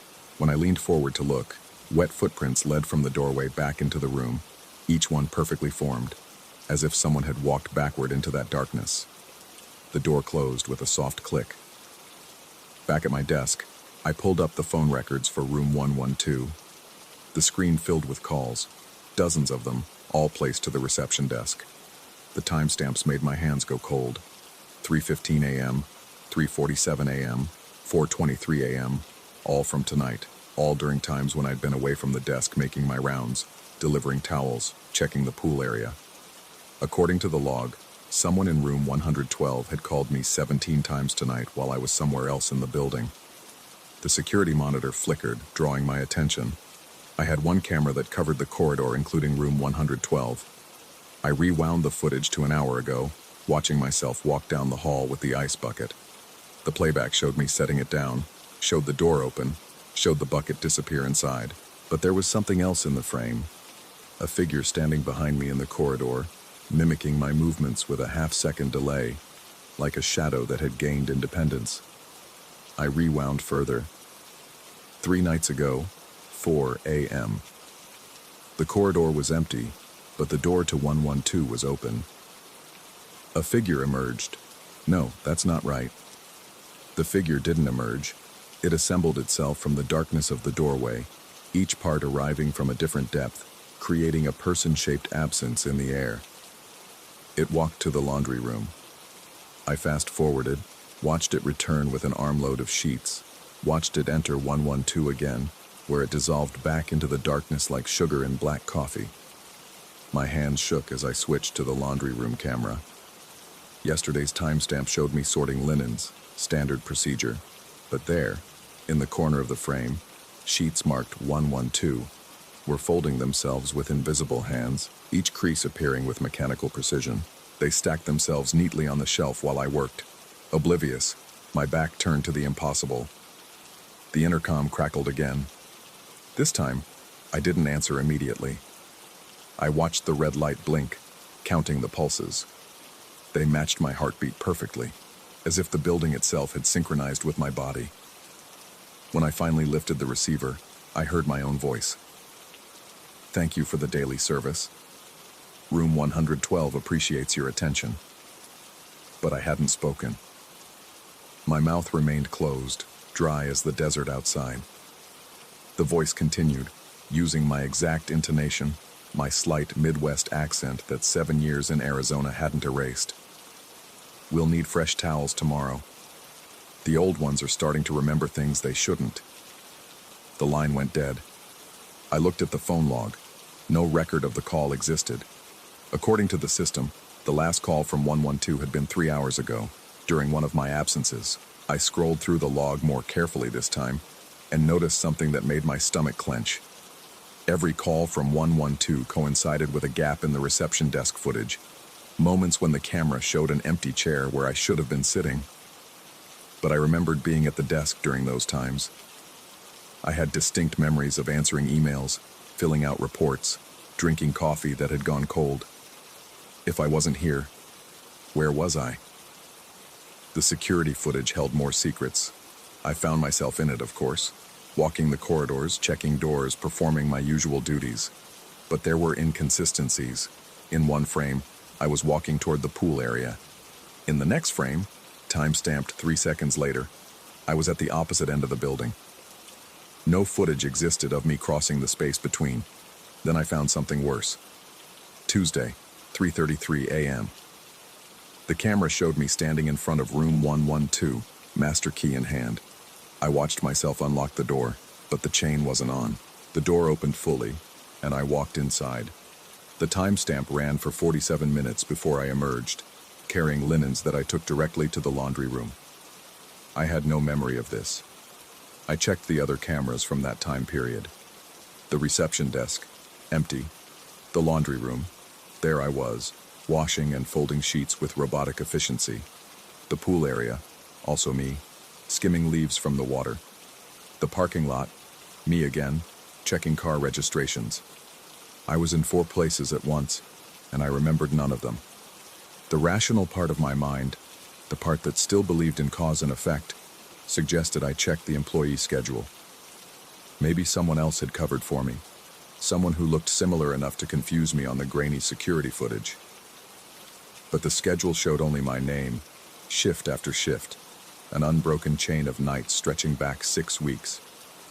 6 weeks. The same duration room 112 had been occupied. I forced myself to think back to when it started. What had I been doing 6 weeks ago? The memory felt slippery, like trying to hold water. I remembered clocking in, remembered the previous night clerk handing me the keys, remembered him saying something about room 112. What had he said? The memory fractured when I tried to focus on it, splitting into multiple versions of itself. In one, he warned me not to go near it. In another, he told me to take special care of its guest. In a third, he said nothing at all because he wasn't there. I'd been working doubles for months. All 3 memories felt equally real. The intercom crackled again, but this time it wasn't just 112. Every room's light blinked in sequence. 101, 102, 103, a wave of red lights flowing down the board like blood through veins. When they reached 112, they all went dark simultaneously, leaving only that single red eye glowing. I didn't pick up the receiver. Instead, I grabbed the master key ring and headed for the room. This time I wouldn't knock. This time, I would see what lay beyond that darkness. The corridor stretched longer than it should have. I knew it was exactly 147 feet from the reception to room 112. I'd walked it thousands of times. But tonight, my footsteps accumulated without bringing me closer to the door. The numbers on the rooms repeated. 108, 109, 110, 109, 110, 109, 110, 111, 110, 111. When I finally reached 112, the door was already open. Not partially, but wide open, revealing a room that shouldn't exist. The space extended far beyond the motel's footprint, a corridor of its own that vanished into darkness. The walls were lined with security monitors, dozens of them, all showing the same feed. Me, standing in the doorway, looking at monitors that showed me looking at monitors that showed me looking at monitors, an infinite regression of observation. On the bed, if it could be called a bed, lay linens folded into impossible shapes, geometric patterns that hurt to perceive directly. They seemed to be breathing, rising and falling with a rhythm that matched my own breath. The sheets from the laundry, I realized. The ones that remembered things they shouldn't. A phone rang somewhere in that impossible depth. Not the harsh electronic ring of the room phones, but something older, mechanical. The sound drew me forward. My feet moved without my permission, carrying me past the threshold. The door closed behind me with a soft finality. The monitors changed their display. Now they showed not me, but other night clerks. Dozens of them, maybe hundreds, all standing in this same room, all with the same expression of dawning horror I felt spreading across my face. Some were from decades ago, judging by their uniforms. Others wore clothes I didn't recognize, fashions that might have been from the future or from never. In the center of the room stood a desk, identical to the reception desk. Behind it sat a figure that might have been me, or might have been all of us, or might have been no one at all. It was sorting through registration cards, each one bearing the same information. Room 112, occupied, duration indefinite. "You're late," it said with my voice, with all our voices. The night shift started 6 weeks ago. I wanted to run, but my legs wouldn't respond. They carried me to the desk where my hands, moving independently now, picked up a stack of fresh linens. I understood then. The night clerk who'd warned me about room 112, the one who'd told me to take special care, the one who hadn't been there at all, they were all me. Had always been me, would always be me. "The guests need their ice," the figure said, and I heard myself agree. I walked back through the door, but I didn't exit into the motel corridor. I emerged from room 109 carrying towels. Simultaneously, I emerged from room 114, pushing a cleaning cart. I was at the reception desk too, watching myself on multiple monitors, tracking my movements with growing alarm. I was the one calling from 112, requesting ice in a voice that was mine but wasn't, speaking from a temporal distance that made each word echo across weeks. The security footage would show me in multiple places because I was in multiple places. Had been for 6 weeks. Would be forever, maybe, trapped in a loop of service to a room that existed in more dimensions than a motel should contain. At the reception desk. Was I at the reception desk? Was this the real desk, or the one in 112? I looked at the employee schedule again. My name appeared, yes, but the dates were wrong. They showed past dates, future dates, dates that couldn't exist. February 30th, November 32nd, the 13th month of a year that hadn't been invented yet. The intercom crackled. I picked up the receiver with a hand that might have been mine. "Room 112 needs ice," I heard myself say from 6 weeks ago. From tonight, from tomorrow. I grabbed the bucket. I walked down the corridor. I delivered the ice to myself, who thanked myself, who closed the door on myself. Then I was back at the desk, watching it happen on the monitors, documenting my own service in logs that would show impossible timestamps. The laundry room called to me next. The sheets needed washing. They'd absorbed too much time, too many overlapping moments of existence. I sorted them mechanically, muscle memory guiding my hands while my mind reeled. The linens from 112 felt different, heavier with accumulated presence, each thread containing multiple states of being simultaneously clean and dirty, folded and unfolded, existing and not. On the security monitor, I watched myself washing these same sheets yesterday. But I was also watching myself watch myself, standing behind my own shoulder in the laundry room, observing my work with the critical eye of management. How many of me were there now? How many had there always been? The phone at the desk rang, not the intercom, the outside line. I answered with professional courtesy that felt rehearsed across multiple iterations. Desert Palm Motel, how may I help you? I'd like to check in, the voice said. It was familiar. It was mine, calling from a payphone that I could see through the lobby window. I stood there, receiver in hand, watching myself stand at a payphone that had been removed 3 years ago, that was still there, that had never existed. Room 112 is available, I heard myself say, though the words felt like they were being pulled from me by invisible threads. Perfect. I'll take it for 6 weeks. The reservation appeared in the system, dating back 6 weeks, dating forward 6 weeks, existing in a temporal loop that had no beginning or end. I was the guest. I was the clerk. I was the service, the served, and the space between them. I understood now why the door was always chained from inside. I was protecting myself from myself, maintaining the barrier between the various iterations of my existence. But the chain was also an invitation, a gap that allowed just enough interaction to perpetuate the cycle. The master key in my pocket felt heavier now. It wasn't just a key to room 112, it was a key to every moment I'd existed there, every version of me that had stood at that threshold. When I'd turned it earlier, meeting resistance, I'd been turning it against my own hand on the other side, both of us trying to open and close the same door simultaneously. In the laundry room footage from 3 days ago, I spotted something new. While the sheets folded themselves in the corner, another me stood in the doorway watching. But behind that me stood another, and another, a line of night clerks stretching back through the doorway into impossible depth. We were all watching the sheets fold themselves, but we were also the invisible hands doing the folding, existing in the spaces between the camera's ability to perceive. The sun should have been rising by now. My shift should have been ending, but the darkness outside remained absolute, a night that had learned to persist beyond its natural boundaries. Time had become negotiable in the vicinity of room 112, and I was both the negotiator and the terms being negotiated. I walked to the window, looked out at the parking lot. My car sat in its usual spot, but it was also absent, having never arrived because I'd never left. The previous night clerk's car was there too, though I knew, remembered, would remember, that we drove the same vehicle. It was my car from 6 weeks ago, from tomorrow, from never.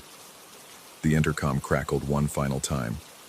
All the lights on the board illuminated simultaneously, a constellation of need that spelled out a pattern I almost recognized. If I picked up the receiver, I knew what I would hear. Myself, requesting something I'd already delivered, thanking myself for service I'd already provided, existing in a loop of hospitality that had no guest and no host, only the endless exchange between them. I picked up the receiver anyway, or perhaps I'd already picked it up 6 weeks ago, or perhaps I would pick it up tomorrow. The temporal mechanics no longer mattered. What mattered was the voice on the other end, my voice, always my voice, saying words that I was speaking and hearing simultaneously. Room 112 is ready for you. I was. I had been. I would be. The night shift continued as it always had, as it always would. Somewhere in the Desert Palm Motel, a door stood partially open, held by a chain that protected the inside from the outside, or perhaps the outside from the inside. Wet footprints led backward into darkness. Fresh linens waited on shelves, remembering things they shouldn't. And I continued my rounds, checking doors, delivering ice, existing in multiple states of service to a room that might have been a door, or a mouth, or a mirror reflecting versions of myself I'd never meant to become. The fluorescent lights hummed their familiar death rattle. Outside, the I-40 stretched like a black tongue through the Arizona desert. It was always 2:47 a.m. when I noticed room 112 showing occupied on the system. It always would be. Story 7. The first time I noticed the door, I'd been working the graveyard shift in the subway tunnels for 11 years. You'd think after that long, you'd know every rivet, every service hatch, every forgotten corner of the system. But there it was, between pillars 47 and 48 in the northbound service tunnel, a rusted metal door that hadn't been there the night before. I stood there, my headlamp cutting through the humid darkness, listening to the distant rumble of the last train heading to the yards. The door looked ancient, its surface pocked with rust that bled down the wall in orange tears. No number, no maintenance code, nothing to indicate it belonged to the Metropolitan Transportation Authority's meticulous inventory system. Just a semicircle of rust on the concrete floor, as if it had been swinging open and closed for decades. The rational part of my brain, the part that had kept me sane through countless midnight repairs, insisted I was looking at the wrong section of tunnel. But my work order was clear. Inspect track switches between pillars 45 and 50. I'd walked this exact stretch 3 nights ago. No door. I approached it slowly, my boots scraping against the gravel ballast. The air grew thick, almost viscous, carrying a sharp metallic tang that made my sinuses burn. Ozone. Like the smell after lightning strikes, but stronger, more concentrated. My hand reached for the radio, clipped to my belt, then hesitated. What would I report? That I'd found a door that shouldn't exist? The next train wouldn't pass for another hour. Plenty of time to investigate and document whatever this was. Probably just some forgotten access point from the system's earlier days, recently exposed by settling concrete. The explanation formed in my mind even as my instincts screamed against it. I pressed my palm against the metal, cold, despite the tunnel's oppressive warmth. The surface vibrated slightly, a thrumming that traveled up my arm and settled in my chest. Not from any passing train. The schedule was clear. This was something else. Something that seemed to pulse with its own rhythm. That's when I saw the inspection tag hanging from a wire near the handle. Standard MTA yellow, filled out in black ink. My stomach dropped as I leaned closer to read it. My signature, my employee number, dated for next Tuesday. The tunnel spun slightly, and I had to brace myself against the wall. The tag couldn't be real. Someone was playing an elaborate prank, though I couldn't imagine who would go to such lengths. My coworkers barely acknowledged my existence during shift changes, let alone orchestrate something like this. I photographed the tag with my phone, the flash illuminating the impossible date, 7 days in the future. The image came out blurred, the numbers barely readable, as if the camera couldn't quite focus on something that shouldn't exist. A sound echoed from deeper in the tunnel, footsteps on gravel, measured and deliberate. I swung my headlamp toward the noise, but the beam revealed nothing except the endless perspective of tracks disappearing into darkness. The footsteps continued, growing neither closer nor farther, maintaining a steady rhythm that matched my own breathing. I backed away from the door, my hand finding the rough concrete wall for guidance.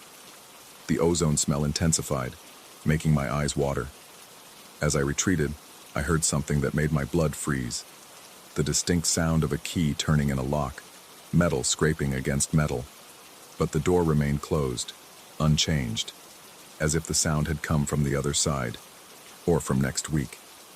The following night I returned to find the door gone, just smooth concrete wall between pillars 47 and 48, as if it had never existed. But the semicircle of rust remained on the floor, and when I knelt to examine it, I found my own boot print in the oxidized dust, a print that looked weeks old, though I'd stood there less than 24 hours ago. I started keeping a log, documenting each appearance. The pattern seemed random at first. 3 days present, 2 days absent, 1 day present, 4 days absent. But gradually, I noticed a correlation with the maintenance schedule.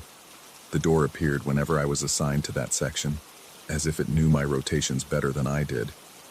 My supervisor pulled me aside after 2 weeks. She looked concerned, studying my face with the expression reserved for workers who might be cracking under the stress. She said my coworkers had reported hearing me in conversations in the break room when I wasn't there. Not just my voice, but full dialogues, as if I was talking to someone who responded in words they couldn't quite make out. The strangest part was that I remembered some of those conversations. I could recall discussing the peculiarities of the older tunnel sections with someone whose face remained frustratingly vague, like trying to remember a dream after waking. But checking the schedule, I'd been home during those times, asleep in my apartment while my supposed doppelganger held court in the break room. I began recording myself during shifts, using my phone to document my movements, and prove I was where I claimed to be. But the recordings came out wrong. In one, I heard myself walking ahead in the tunnel while I stood perfectly still, the footsteps echoing from a distance that didn't match the confined space. In another, my voice narrated observations about structural damage in a section I'd never inspected, describing cracks and water seepage with perfect accuracy, details I'd verify the next night, finding everything exactly as my voice had described. The door started appearing more frequently. Sometimes I'd catch glimpses of it in my peripheral vision, only to find blank wall when I turned. Other times, I'd see it clearly at the end of a platform, passengers walking past without noticing, as if it existed only for me. 3 weeks into my documentation, I found another inspection tag. This one was dated 2 days ago, noting repairs I hadn't made to equipment I hadn't touched. But when I checked the switch box mentioned in the report, the repairs were complete, done with my particular methodology, the way I always routed the cables, the specific knot I used to secure loose wires. Someone who knew my work intimately had been here, or I had, in some timeline I couldn't access. My sleep became fractured. I'd dream of walking through the door, finding myself in an identical tunnel where everything ran backwards, trains reversing through stations, passengers walking in reverse, conversations playing from end to beginning. In these dreams, I'd meet myself coming from the opposite direction, and we'd pass without acknowledgement, like strangers who happened to share a face. The ozone smell began following me home. I'd catch whiffs of it in my apartment, always accompanied by the sensation that someone had just left the room. My neighbors complained about noise from my unit when I wasn't there. Footsteps, doors opening and closing, muffled conversations. The landlord threatened eviction if the disturbances continued. I returned to the door on a night when the tunnel lights flickered more than usual, creating a strobe effect that made movement feel disconnected from reality. The door was not just present but slightly ajar, a sliver of absolute darkness visible through the gap. No light from my headlamp penetrated that darkness. It simply swallowed the beam. As I stood there, paralyzed by indecision, I heard my own voice from inside. Not an echo or recording, but clearly me, speaking to someone in tones too low to make out the words. The conversation had the rhythm of familiarity, like old friends catching up, then laughter. My laughter, but wrong somehow, as if it came from a throat that had been laughing for far too long. I reached for the handle. The metal was warm now, pulsing with that strange vibration I'd felt before. As my fingers closed around it, I felt another hand there, my hand, from the other side, pulling while I pushed. For a moment, we were connected through the door, two versions of the same person separated by metal and impossibility. The door began to open wider, and I saw myself standing in an identical tunnel, lit by the same flickering lights. But this other me looked wrong, not physically different, but wearing an expression I'd never seen in mirrors, a combination of recognition and hunger that made my skin crawl. He mouthed words I couldn't hear but somehow understood. "Your turn." That's when I noticed the inspection tags hanging from his belt. Dozens of them, all dated differently, some from years past, others from years yet to come. He held up one, showing me my signature on a date that wouldn't exist for another decade. I stumbled backward, releasing the handle. The door swung shut with a sound like bones breaking. When I looked again, it was gone, leaving only that familiar semicircle of rust and the overwhelming sense that I'd narrowly escaped something irreversible. But escaped to where? And from what? The next morning I found a voicemail on my phone. My own voice, tired and resigned, explaining that I'd completed the overnight repairs in Tunnel 7. The timestamp showed 3:47 a.m., when I'd been lying awake in bed, staring at the ceiling and trying to forget the hunger in my other self's eyes. I checked my work logs. The repairs were listed as complete, signed off with my employee number. My supervisor praised my efficiency when I arrived for my next shift, mentioning how she'd seen me leaving just as she arrived for the morning briefing, but I hadn't been there. Had I? The door appears every night now. Sometimes it's open, sometimes closed, but always present, always waiting. I've stopped trying to document it. The photos come out wrong. The videos show things that didn't happen or haven't happened yet. My coworkers avoid me, claiming I make them uncomfortable, though they can't explain why. They say I've changed, but when pressed for details, they just shake their heads and walk away. Last night I heard myself in the tunnel while I sat in the break room. Not just footsteps or voice, but the complete sound of me working, tools clanking, my habitual whistle when concentrating, even my specific pattern of profanity when something doesn't fit properly. I followed the sounds, finding fresh inspection tags with my signature, dated for tomorrow, next week, last month, all hanging from equipment I'd never touched. The worst part is the growing certainty that I have touched it. Will touch it. Am touching it right now, in some other iteration of this moment where the door never appeared or always existed or both simultaneously. I've started finding notes in my own handwriting, describing repairs I don't remember making to sections of tunnel I've never visited. But when I check these locations, the work is complete, done exactly as I would have done it. My phone contains photos I didn't take of damage I haven't seen, with my reflection visible in some of them, working diligently in places I've never been. Tonight I stand before the door again.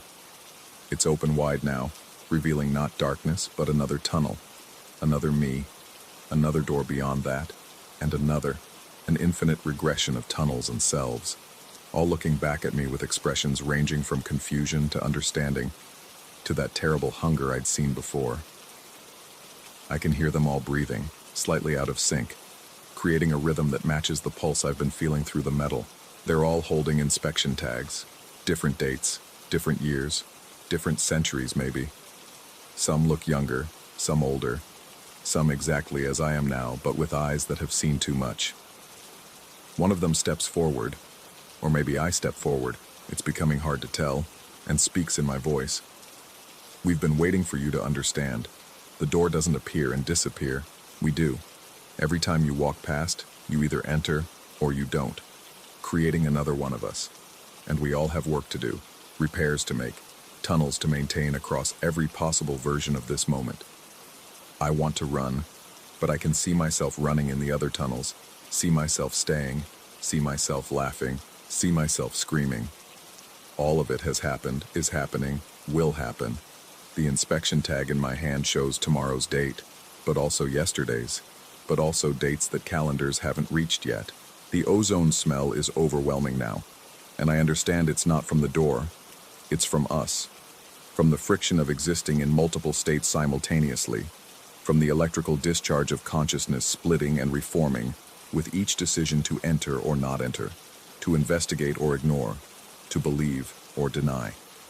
My radio crackles with my own voice, reporting from 3 different locations at once. My supervisor responds to all of them, unfazed, as if this is how it's always been. And maybe it has. Maybe I've always been scattered across these tunnels, maintaining not just one system but all possible systems, fixing problems before they occur, after they're resolved, during their non-existence. I step through the door, or I don't, or I do both, and feel myself fragment and consolidate simultaneously. The tunnel ahead is familiar and alien, walked 1,000 times and never before. My footsteps echo ahead of me, behind me, beside me, the sound of infinite maintenance workers all wearing my face, all checking our watches, all seeing different times, all of them correct. The door closes, or stays open, or ceases to exist, or becomes the only thing that ever existed. I continue my shift, all of my shifts, none of my shifts, walking tunnels that branch and merge and branch again, leaving inspection tags for myself to find, having conversations I'll remember but never experience, fixing things that break because I fixed them, breaking things that were never whole. Somewhere, in another tunnel or the same tunnel or no tunnel at all, another me is writing this report, has written it, will write it. The words appear on pages I'll never see, in handwriting that's mine but wrong, describing events that absolutely happened and absolutely didn't. The semicircle of rust remains, growing larger each day, or smaller, or staying exactly the same size. It's the only constant, the only proof that the door exists or existed or will exist. I step over it carefully, or carelessly, or I don't step at all. My radio crackles again. My voice, reporting completion of repairs that haven't been assigned yet. My supervisor responds, thanks me for my dedication, mentions that I've been doing excellent work lately. All of me has. Every version, every iteration, maintaining tunnels that exist in states of constant flux, keeping the trains running on time through realities that overlap and diverge and collapse back into themselves. I check my phone. 17 missed calls from myself. 43 photos I didn't take. A video of me explaining something I don't understand yet, but will, eventually, in some timeline, where this all makes sense. The door is waiting when I return. It's always waiting. Sometimes I'm already there, holding it open, gesturing for myself to enter. Sometimes I'm walking out as I'm walking in, nodding in acknowledgement of a shared understanding I don't yet possess. The ozone smell has become comforting now, familiar as my own reflection. All my reflections, staring back from the polished metal of the door that exists in every state simultaneously. I've stopped trying to determine which side I'm on. There are no sides, just an endless circulation of selves maintaining an infinite system that requires our constant attention. Tomorrow, I'll find an inspection tag dated today. Yesterday, I found one dated tomorrow. Time has become negotiable, a suggestion rather than a rule.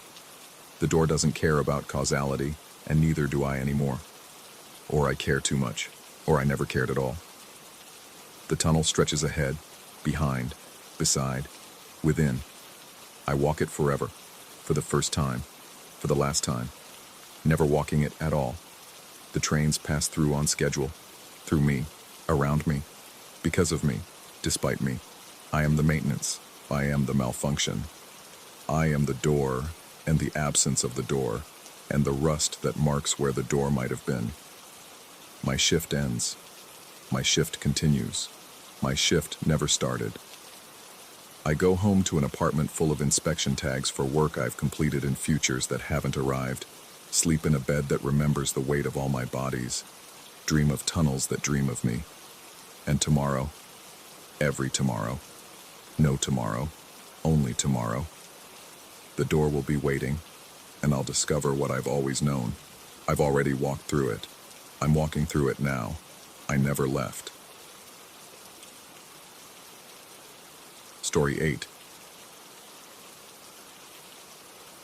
The first anomaly happened 3 weeks after I moved into the Austin house. Tuesday, 2:04 a.m. The basement lights flickered on while I lay in bed, heart suddenly racing for no reason I could name. Through the smart home app on my phone, I watched the activity log populate in real time. Basement lights. On. Automated routine number 7. I hadn't created any routine number 7. The house had been a steal. A foreclosure in Travis Heights with all the smart tech already installed. The previous owner had apparently gone all in on home automation before defaulting on the mortgage. Every outlet, every bulb, every lock answered to the central hub. I'd spent the first week just figuring out how to turn on the coffee maker without voice commands. Now, staring at that unauthorized routine, I felt the particular kind of unease that comes from technology doing something you didn't tell it to do. I disabled the routine and went back to sleep, chalking it up to some preset I'd missed during setup. By Thursday, there were 3 new routines. The app showed them clearly. Rain sounds, living room, 3:17 a.m., back door unlock, duration, 17 seconds, 4:45 a.m., temperature adjustment, master bedroom, lower 4 degrees, 5:30 a.m. Each tagged with the same identifier, created by guest user. I was the only user on the system. The house felt different that morning. Not overtly, nothing I could point to and say, there, that's wrong. More like the sensation of walking into a room where people have just stopped talking about you.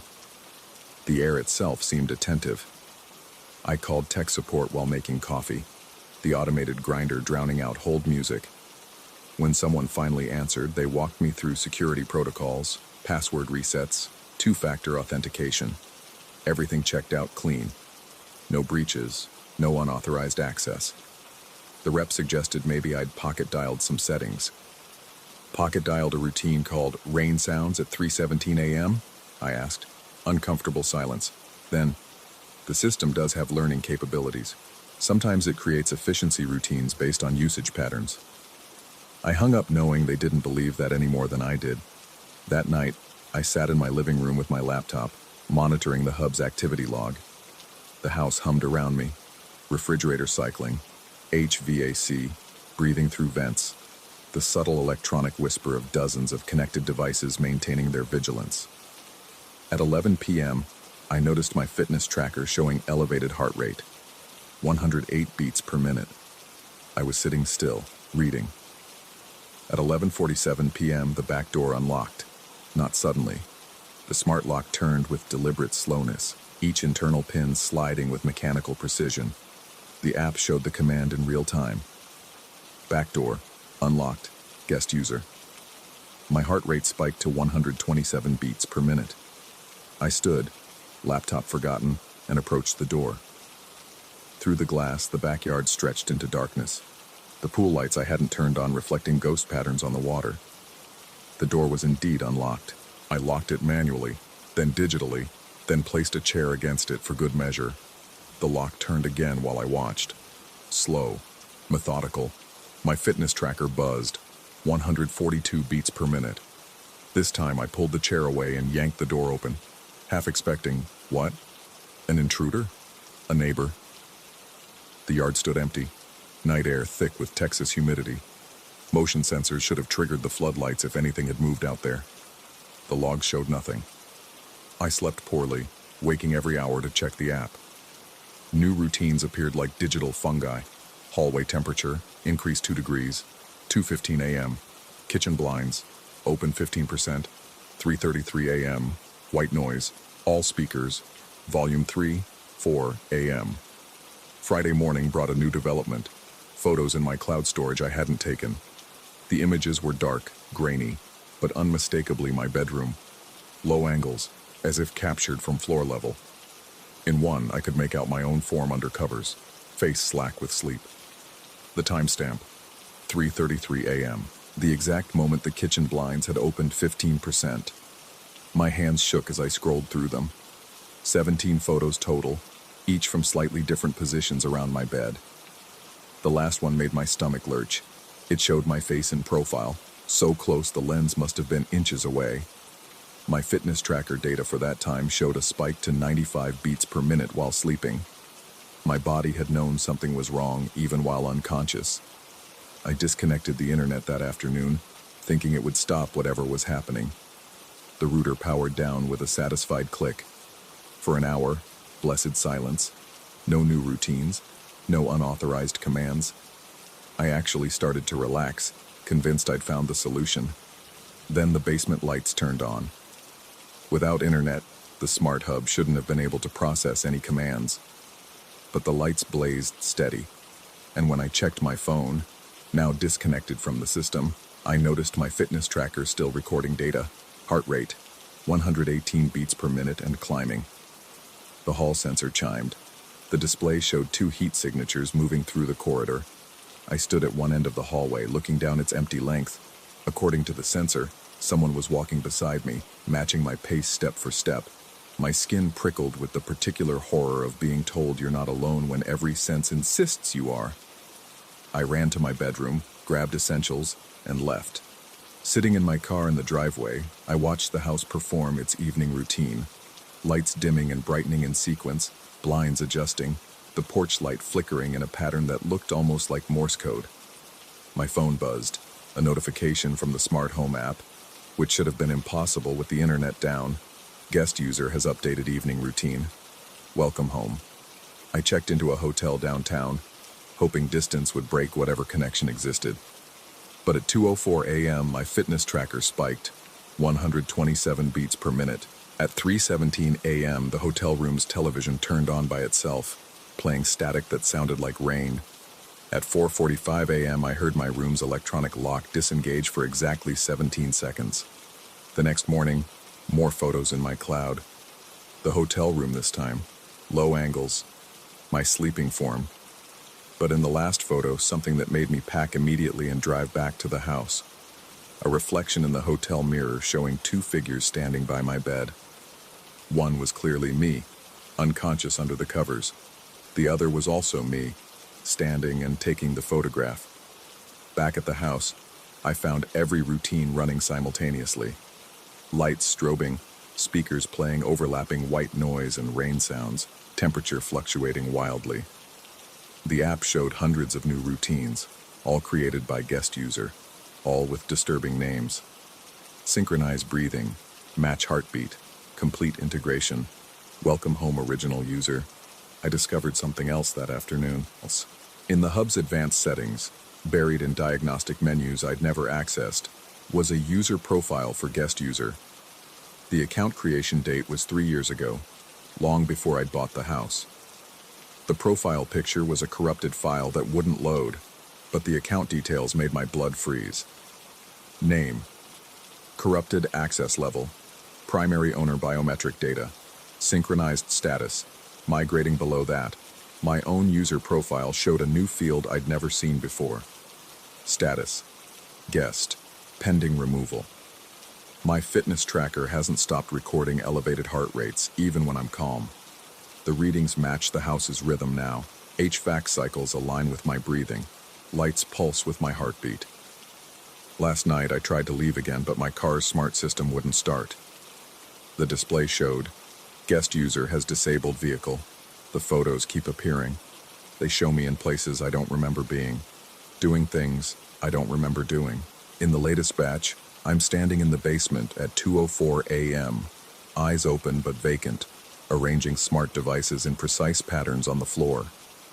My fitness tracker shows I never left my bed. This morning I found a new routine in the app. Final synchronization tonight, 11:47 p.m. I've tried to delete it 43 times. It keeps recreating itself, always by guest user.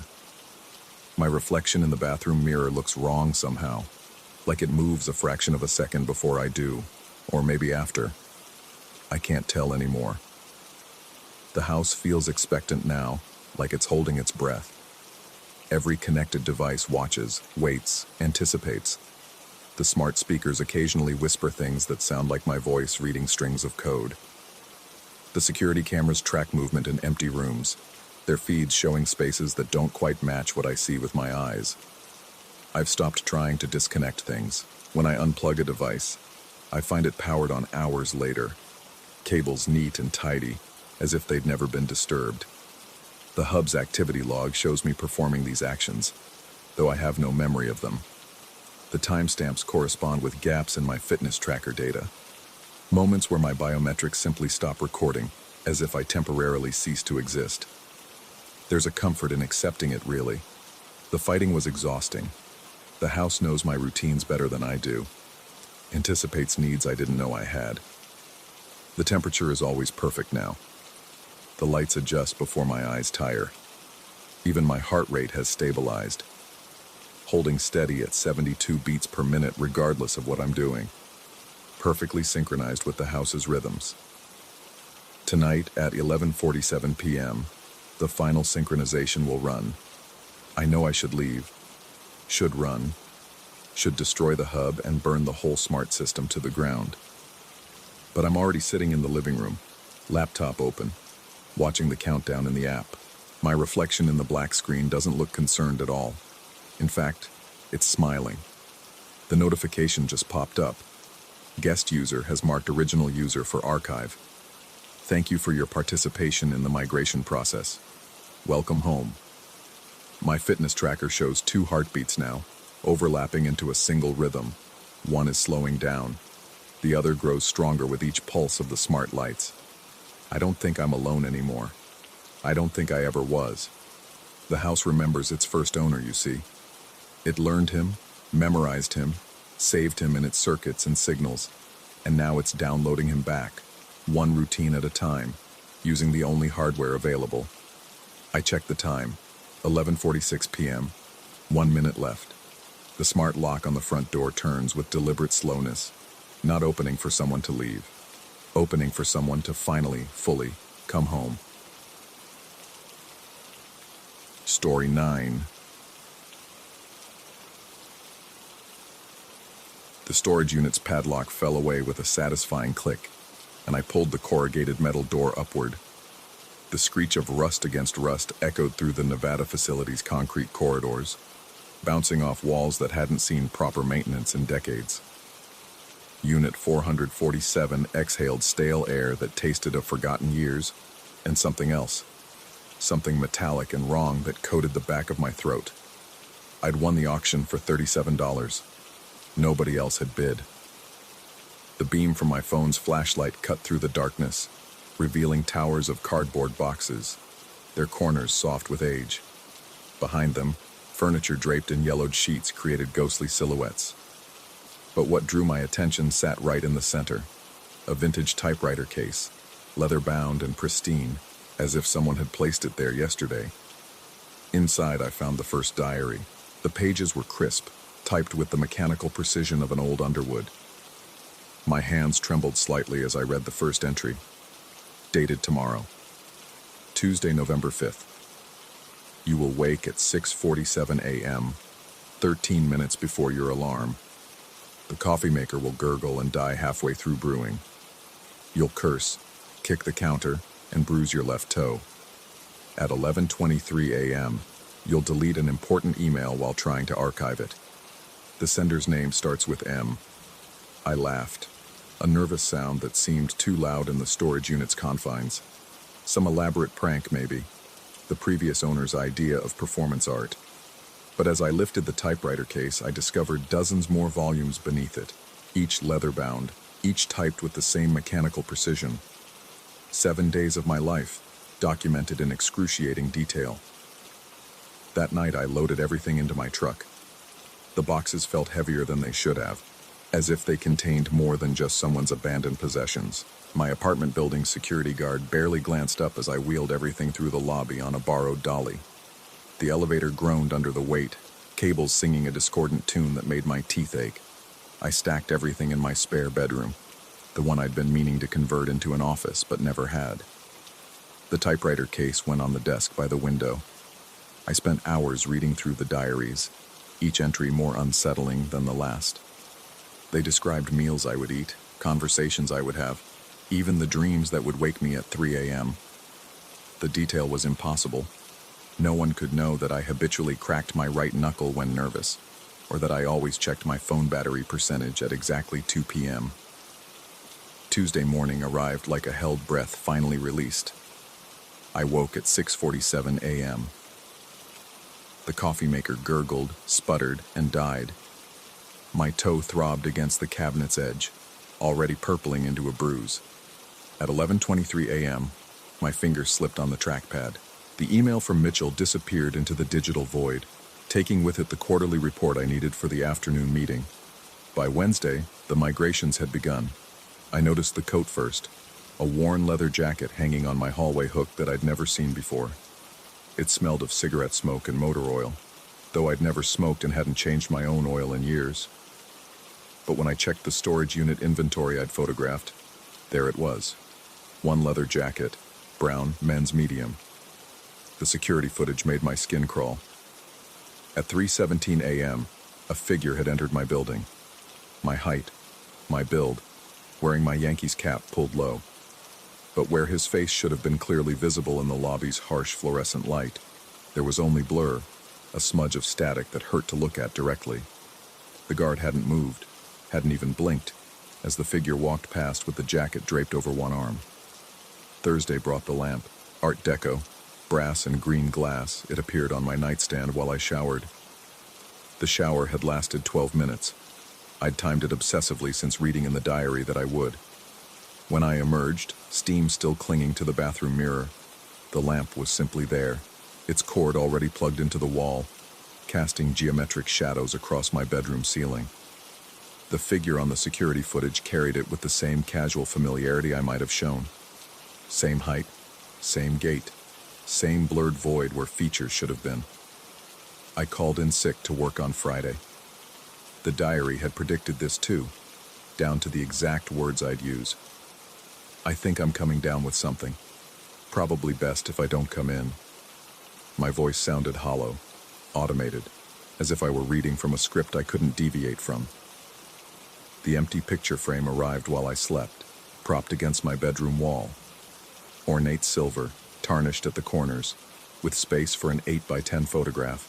I stared at the blank space within it and felt something stare back.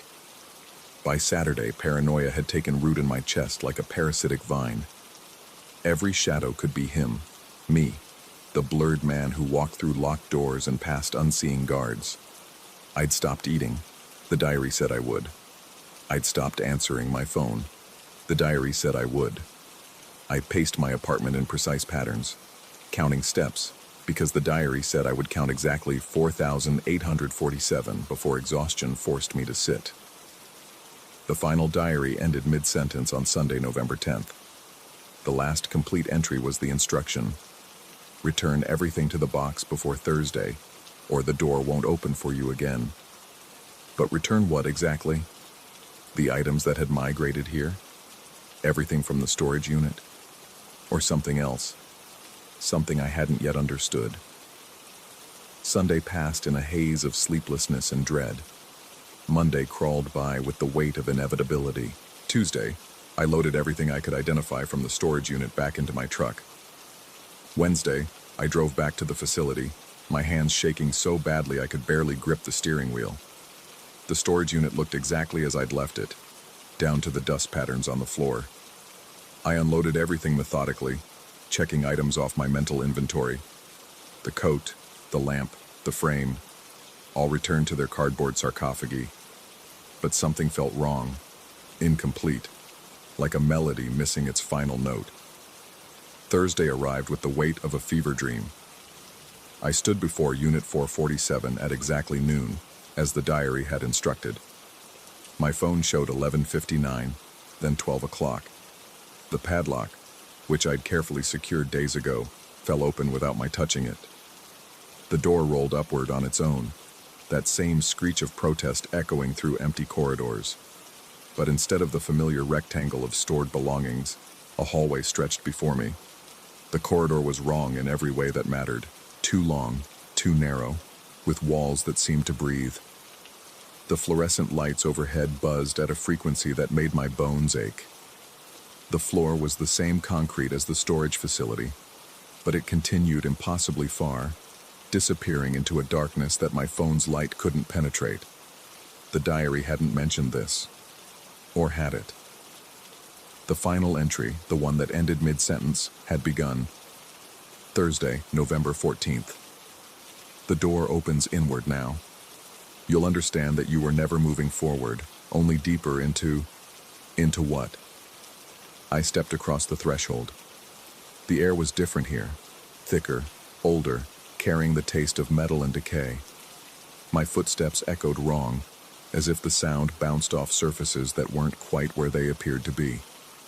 The walls were lined with doors, each one identical to Unit 447's corrugated metal, each one numbered in sequence: 448, 449, 450. Behind door 451, I heard typing, the steady rhythm of keys striking paper, mechanical and precise. I pressed my ear against the cold metal. The typing continued, punctuated by the occasional ding of a carriage return. Then, between keystrokes, I heard breathing. My breathing. The exact pattern of inhalation and exhalation I'd noticed myself doing when concentrating. Door 463 was open just a crack. Inside, illuminated by that same green glass lamp, sat the blurred man. Even in person, his face wouldn't resolve. It was like looking at a photograph taken during an earthquake, all motion and impossibility. He wore my clothes, sat with my posture, typed with my particular two-finger style. He was writing in a diary, tomorrow's diary, next week's diary, next month's. I understood then, with the clarity of a nightmare suddenly making sense, that I wasn't reading predictions. I was reading reports. Someone, something, had already lived these days, had already walked through my life with my face blurred out of recognition. The migrations weren't objects moving from the storage unit to my apartment. They were corrections, reality adjusting itself to match what had already been written. The typing stopped. The blurred man's head turned toward me, and even without features, I could feel him smile. He spoke with my voice, but layered. as if a dozen versions of me were talking in unison. You're early. The diary says you don't find this place until next Thursday. I wanted to run, but my legs wouldn't respond.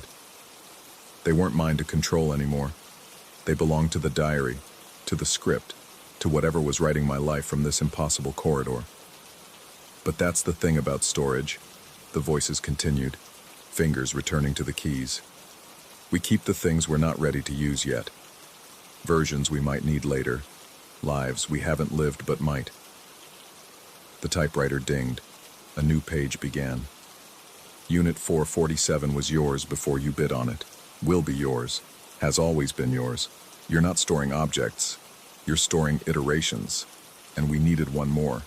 One who would question, who would investigate, who would walk into this corridor of his own accord. I found my voice, though it felt borrowed. What are you? We're what you become when you realize the diary doesn't predict. It remembers. Every possible Thursday, every potential path, every version that said no, and every version that said yes. We're the storage system for abandoned possibilities. The corridor stretched infinitely in both directions. Each door, I now understood, held another version, another iteration, another me living out days that had been or might be or were happening parallel to now. The diaries weren't prophecy. They were inventory lists. The question, the blurred man said, still typing, is whether you return to your Thursday or become one of Thursday's alternatives. I turned back toward Unit 447, but the doorway had changed. Instead of the storage facility's corridor, my apartment stretched beyond, but wrong. The furniture was mine, but arranged differently. The pictures on the walls showed my face, but in places I'd never been. The clock on the wall ran backward. The diary was clear, the voices said. Return everything to the box before Thursday, or the door won't open for you again. You returned the objects, but you forgot the most important thing. What? My voice cracked like a teenager's. Yourself. You were supposed to return yourself. You're part of the inventory, too. The typing resumed, keys clacking out the rhythm of a life being documented, stored, cataloged. I stood in the threshold between two impossibilities, the corridor of infinite iterations, and an apartment that was mine, but wasn't. Neither felt real. Both felt true. I could step back into my life, knowing now that every day was already written, already lived, already stored somewhere in this impossible place. Or I could join the collection, become another blurred possibility typing out days that might have been. The diary had ended mid-sentence for a reason. Some stories don't conclude. They just migrate to different shelves, waiting to be retrieved, reread, relived. I made my choice, though I'm not sure it was ever mine to make. Somewhere, in Unit 447 or 537 or 1012, another version of me is still deciding. The typewriters never stop clicking. The diaries never stop accumulating. And every Thursday the door opens both ways, inward and outward, into lives we've lived and lives we've stored away. I'm still not sure which one I'm in. The typing continues. It always has. It always will. Click. Ding. Return.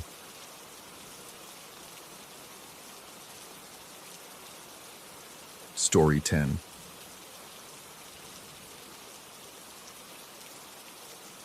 The factory breathes around me, a steady wheeze through broken ventilation shafts that shouldn't still be running. I've been here 3 weeks now, cataloging equipment for the Hastings Industrial Complex in northern Michigan, and I still can't shake the feeling that the building is watching me work. My clipboard vanished again this morning, third time this week. I set it down on the rusted conveyor belt in Sector C to photograph a serial number, turned back, and found only a rectangle of clean metal where dust should have been. 20 minutes later, I discovered it propped against the time clock near the main entrance, my inventory sheets filled out in my own handwriting. Equipment I hadn't reached yet, serial numbers I hadn't recorded, condition assessments using my exact phrasing. The ink was still wet. The industrial clocks are the worst part. Every sector has one. Those old Milwaukee Electric models with the bold black numbers and the sweep second hand that should have stopped working decades ago. But they run.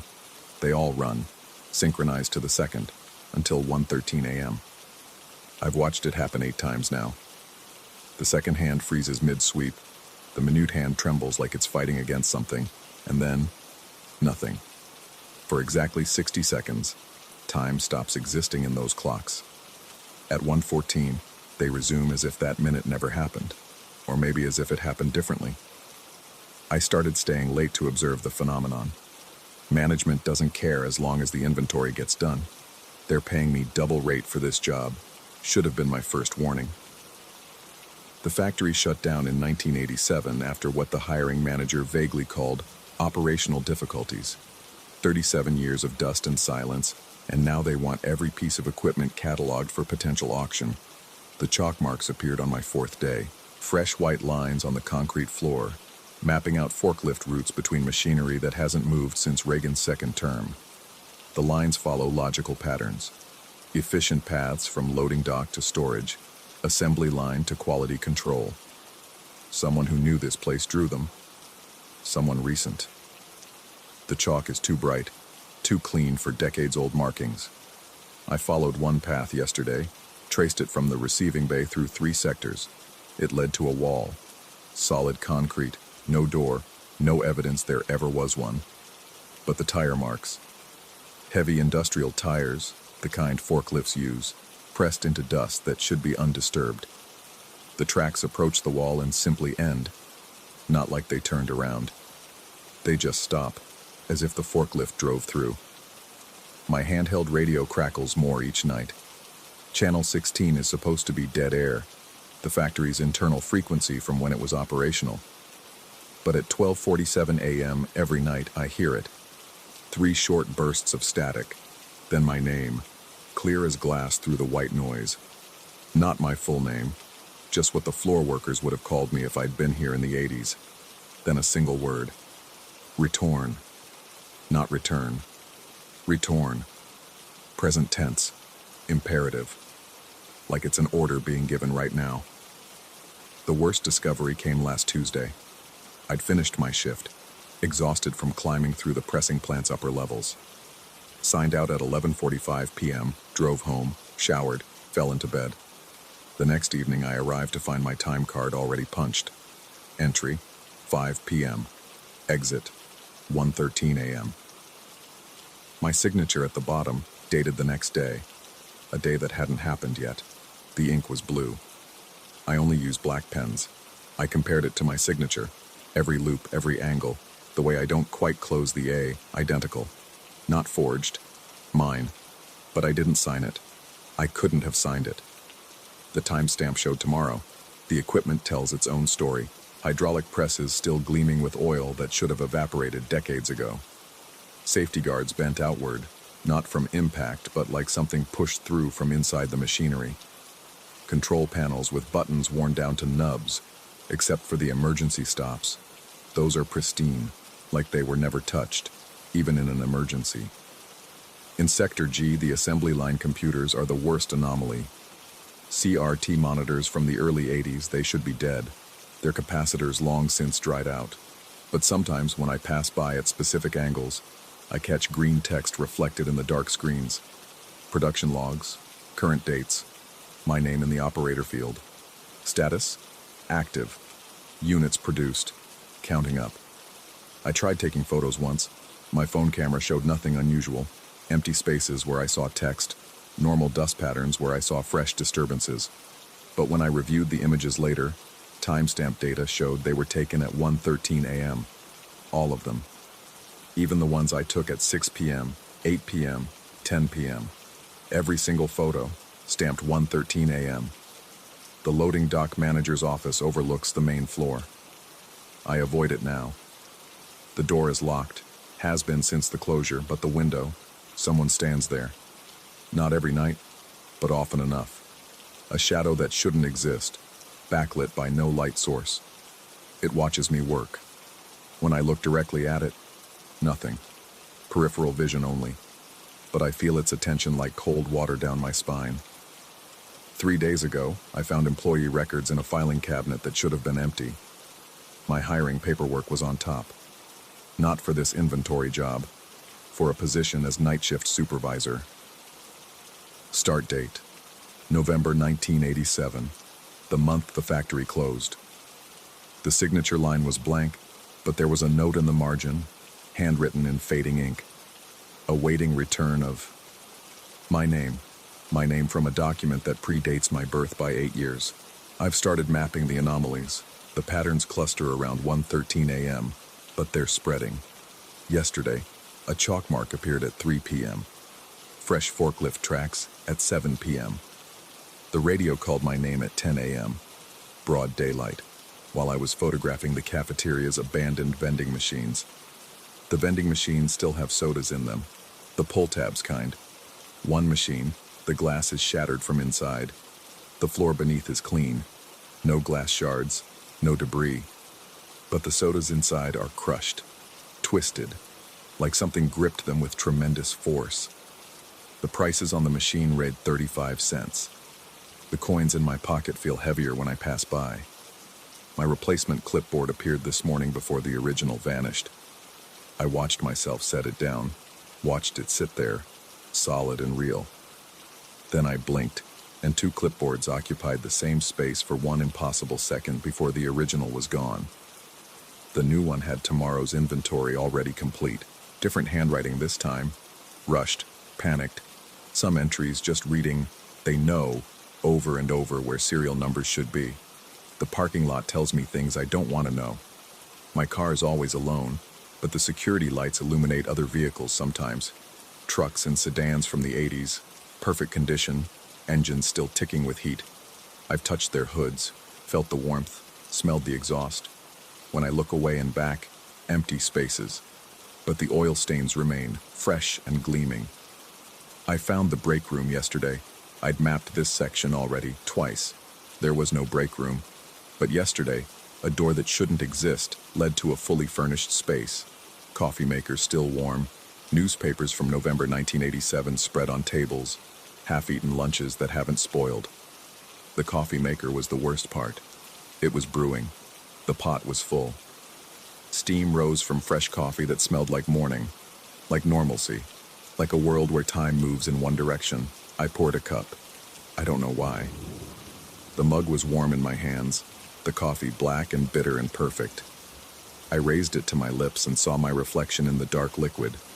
Older, weathered, wearing a supervisor's uniform with a name tag I couldn't quite read.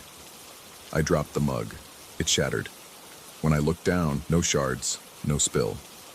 The mug was back on the table, full, steaming. The factual impossibilities are mounting. I've cataloged the same equipment multiple times, each instance recorded in different decades according to my notes. Serial numbers that change when I'm not looking. Machines that are simultaneously brand new and decades defunct. Safety inspection stickers dated next year, last year, and 1987, all on the same equipment, all authentic. Tonight, I found the source. Or maybe it found me. Sector J, the heart of the factory, where the main power controls used to be. The door was welded shut in 1987. I have the work order, the photos. But tonight it stood open. Beyond, the control room hummed with active electricity. Every gauge, every dial, every display showed the same time. 1:13. The master clock on the wall was massive, industrial, its second hand frozen at the 40-second mark. Around it, dozens of smaller clocks, all stopped at the same moment. The logbook was open on the desk. The last entry, November 13th, 1987, 1:13 a.m. Temporal cascade initiated, awaiting operator return to complete cycle. Below that, in my handwriting dated tomorrow, cycle completed. Operator returned. Beginning inventory. Below that, in different ink but the same hand, dated yesterday, cannot leave. They won't let me leave. Below that, dated today, right now, the ink still wet. You were always here. I'm writing this entry now. My hand moves across the page, but I'm not controlling it. The pen writes what it wants to write. The clock on the wall starts moving. 1:14. Time resumes. But I don't. I understand now. The inventory was never about equipment. It was about me. cataloging my return. Every day, every shift, every moment. I've been here before. I'm here now. I'll be here again.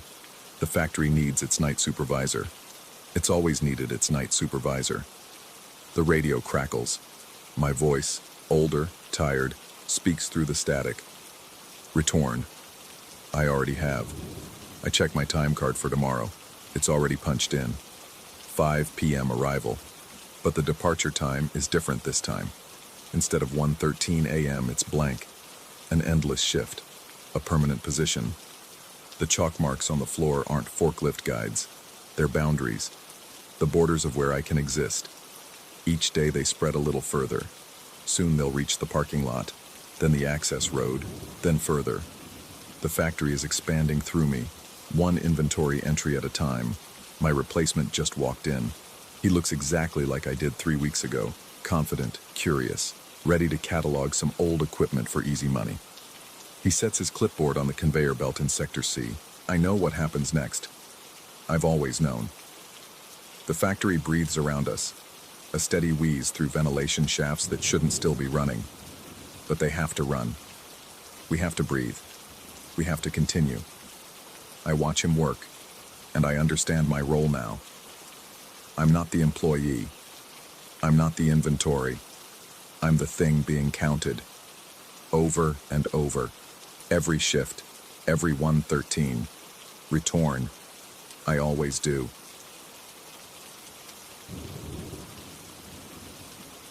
Story 11.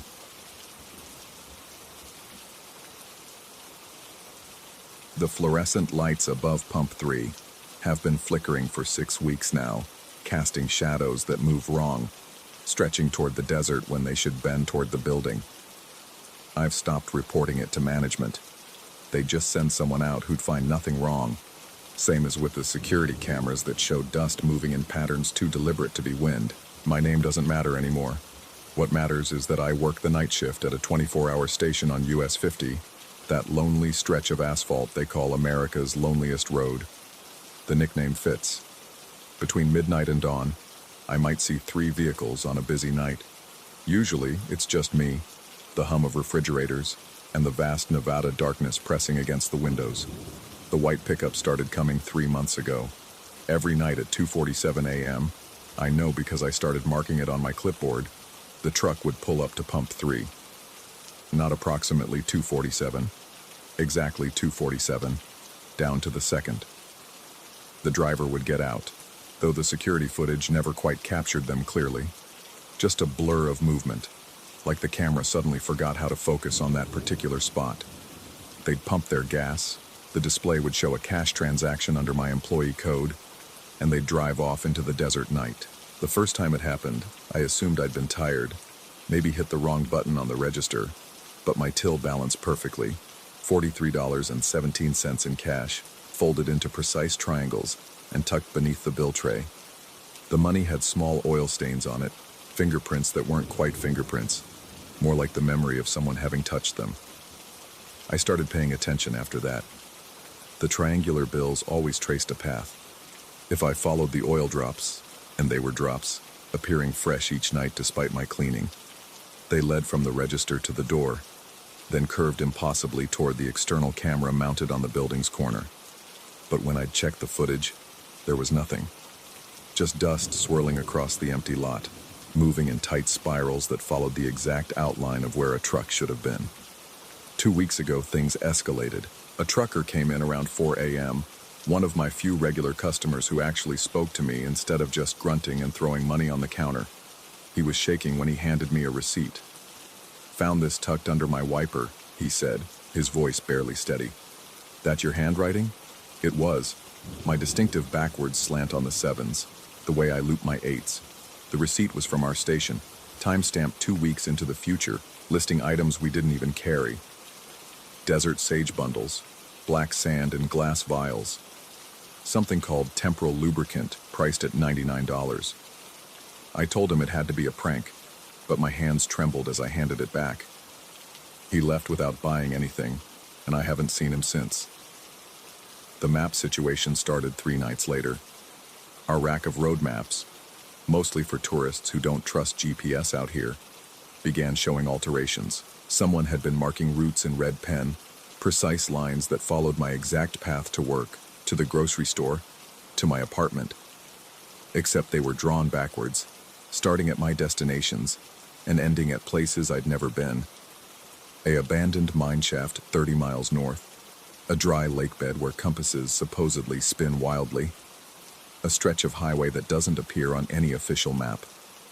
I tried staying awake during the day to catch whoever was doing this, but exhaustion always won. The desert heat made my apartment feel like a tomb, and I'd wake at sunset with no memory of falling asleep, my mouth tasting of copper and sage. Last night changed everything.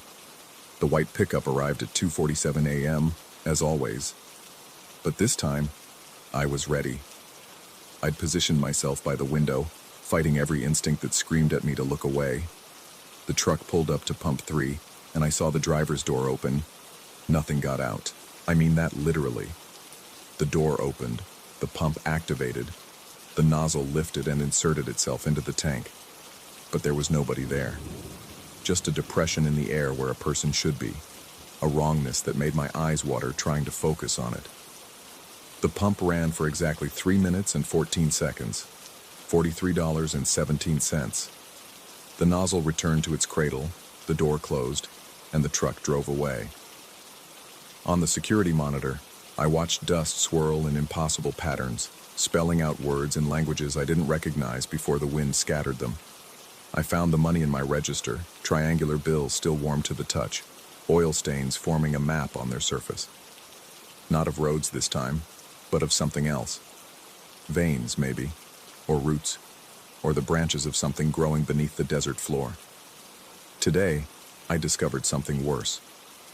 I was cleaning out my locker before my shift when I found a notebook I didn't remember buying. Inside, in my handwriting, were detailed logs of the white pickup's visits. Not from the past 3 months, but going back 3 years. Pages and pages of observations I have no memory of making. Notes about the driver I never saw. Conversations I never had. Warnings I never heeded. The last entry was dated 2 weeks from now. It simply read, "They're ready for the exchange." I called in sick for the first time in 2 years, but my manager said I'd already worked my shift. Showed me the timesheet with my signature, the security footage of me standing behind the counter all night. In the footage, I'm smiling and talking animatedly to customers who aren't there, handling money that doesn't exist, stocking shelves with products that vanish the moment I put them down. I drove out to the highway overlook, needing to see the station from a distance, needing perspective. From up there in the harsh afternoon sun, everything looked normal, just a small oasis of commerce in an ocean of sagebrush and sand. But as the sun began to set, I saw them. Dozens of white pickups, all identical, parked in neat rows behind the station where no parking lot exists. As I watched, they began to move, one by one, dispersing into the desert in different directions, all except one, which pulled up to pump 3 and waited. I checked my phone. 2:47 a.m. It was barely past sunset, maybe 7 p.m. at the latest, but my phone insisted it was 2:47 a.m. Every clock in my car showed the same time. The radio played nothing but static that almost sounded like whispers, like someone reading numbers in reverse. I drove back to my apartment, but the roads were wrong. Streets I'd driven for years led to new places. My usual 15-minute commute took 3 hours, though the clock never moved past 2:47. When I finally reached my building, my apartment door was already open. Inside, everything was backwards, not literally. The furniture faced the right way, the pictures hung correctly, but the shadows fell toward the light sources. Dust motes fell upward, and the clock on my wall ran counterclockwise, though the hands still pointed to 2:47. On my kitchen table was a contract I didn't remember signing, though the signature was perfectly mine. The terms were simple. I would work the night shift at the station on US 50. In exchange, I would be paid $43.17 per night, deposited directly into my register in bills folded into triangles. The contract was dated 3 years ago, and 3 years from now, and today. All simultaneously true. the ink fresh and aged at the same time. I'm sitting in my apartment now, waiting. The white pickup will arrive at pump 3 in. I check my phone. No time at all. It's always 2:47 a.m. now. Has been for longer than I can remember.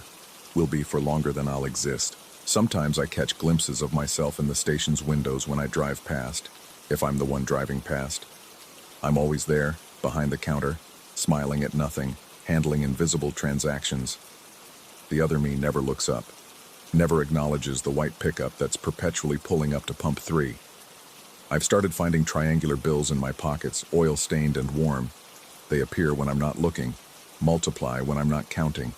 The stains form different patterns now, not maps or veins, but clock faces all showing the same time. The desert knows what I've become, what I've always been becoming, what I will have been. The cameras see it clearly now, not dust swirling in truck-shaped patterns, but the truth that trucks are just dust we've agreed to see as solid. The whole highway is like that, probably. A collective agreement to see asphalt where there's only compressed time, to see distance where there's only duration. I understand now why the routes on the maps are drawn backwards. It's not about where I'm going. It's about where I've been being pulled from, which moment I'm being unraveled toward. Tomorrow, I'll go back to the station. Or yesterday I went. Or I'm there right now, have always been there, will never leave. The white pickup needs its $43.17, needs its tank filled with something that might be gasoline or might be liquefied time, or might be my own evaporating certainty. The receipt the trucker found was right. We do sell temporal lubricant. I'm the one who stocks it, who prices it, who sells it to customers who exist in the spaces between seconds. $99, or $43.17 if you know to fold your bills into triangles, if you know to pay at exactly 2:47 a.m., if you know that time isn't a line but a loop that someone has to keep drawing. My phone buzzes. A text from a number that's all sevens. Thank you for your continued service. Your next shift begins now. I don't remember driving to the station, but I'm behind the counter. The fluorescent light above pump 3 flickers in a pattern I'm starting to understand is Morse code, spelling out the same message over and over. You are the white pickup. Outside, I watch myself pull up in a truck I don't own. Watch myself pump gas I don't need. Watch myself leave bills I folded without remembering when. The security camera records dust that remembers being a person who remembers being dust. The desert stretches endless in all directions, and somewhere out there, all the white pickups are converging on a point that doesn't exist yet, won't ever exist, has always existed. I'll meet myself there eventually, or I already have, or I'm there right now, comparing notes I don't remember taking about a job I can't remember starting at a station that might only exist at 2:47 a.m. The register drawer opens by itself, and I place tonight's payment inside. $43.17 in triangular bills, still warm with the heat of my own pockets, stained with oil from pumps I haven't touched yet. Outside, another white pickup pulls up to pump 3. I check the clock, though I already know what it says. It's always 2:47 a.m. on US 50. That's when the real customers come. The ones who pay in folded time, who fill their tanks with processed moments, who drive roads that only exist in the space between the desert and the dark. I smile at nothing, handle transactions that haven't happened yet, stock shelves with products that will never exist. The fluorescent light flickers one last message. Welcome to the night shift. I've been here 3 years. I've been here 3 minutes. I just started. I never left. The white pickup at pump 3 finishes fueling, $43.17, and drives off into the desert, which swallows it like it was never there at all. Because maybe it wasn't. Maybe none of this is.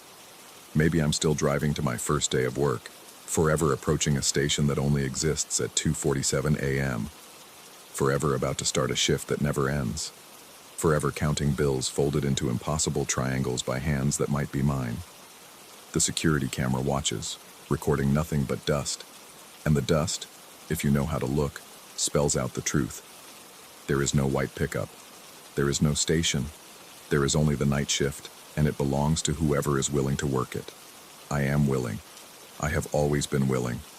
I will always be willing. Check the clock. You know what time it is. Story 12.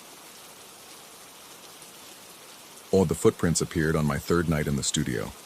I'd moved to Minnesota in late October, when the trees around Lake Minnetonka had already surrendered their leaves to winter's approach. The condominium complex sat on a gentle slope overlooking the water. 4 buildings of weathered brick, and too many windows, most of them dark even during what passed for daylight in these shortening days. My unit was on the 7th floor of Building C, a corner studio with a view of the lake that the rental agent had called spectacular. She'd been right about that, at least. What she hadn't mentioned was how the building seemed to hold its breath at night. I discovered the wet prints at 3:47 a.m., stumbling toward the bathroom in that peculiar stupor of interrupted sleep. My bare feet hit something cold and damp in the hallway outside my door. The sensation jolted me fully awake. That particular wrongness of water where water shouldn't be. The emergency lighting cast everything in a sickly amber glow, and there they were. A trail of footprints, still glistening, leading from directly in front of my door to the elevator at the end of the corridor.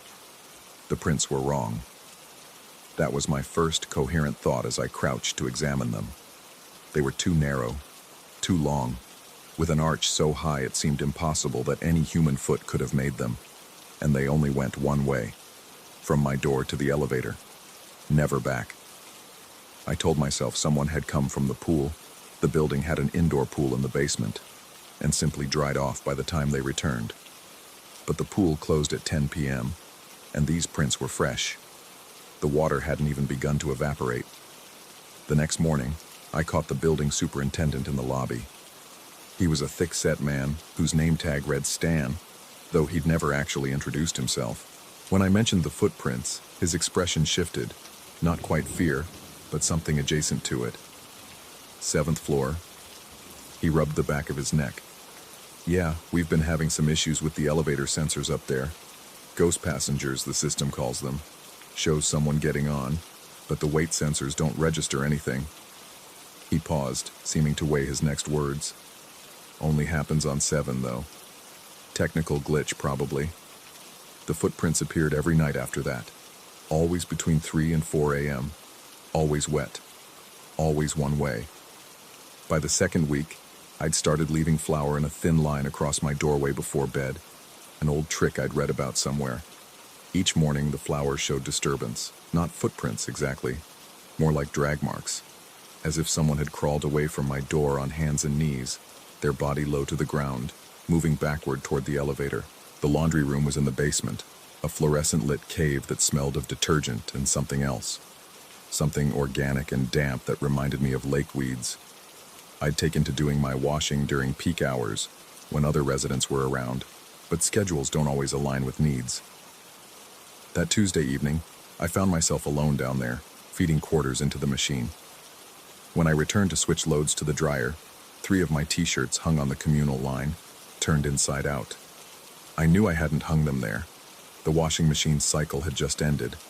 The clothes inside were still damp and tangled, but there my shirts were, displayed like evidence, and on each care label, someone had written in black ink, "Don't go down today. Too late now. Take the stairs back." The handwriting was cramped, urgent, letters overlapping as if written in haste or darkness. The ink was still wet enough to smudge when I touched it. I took the stairs back.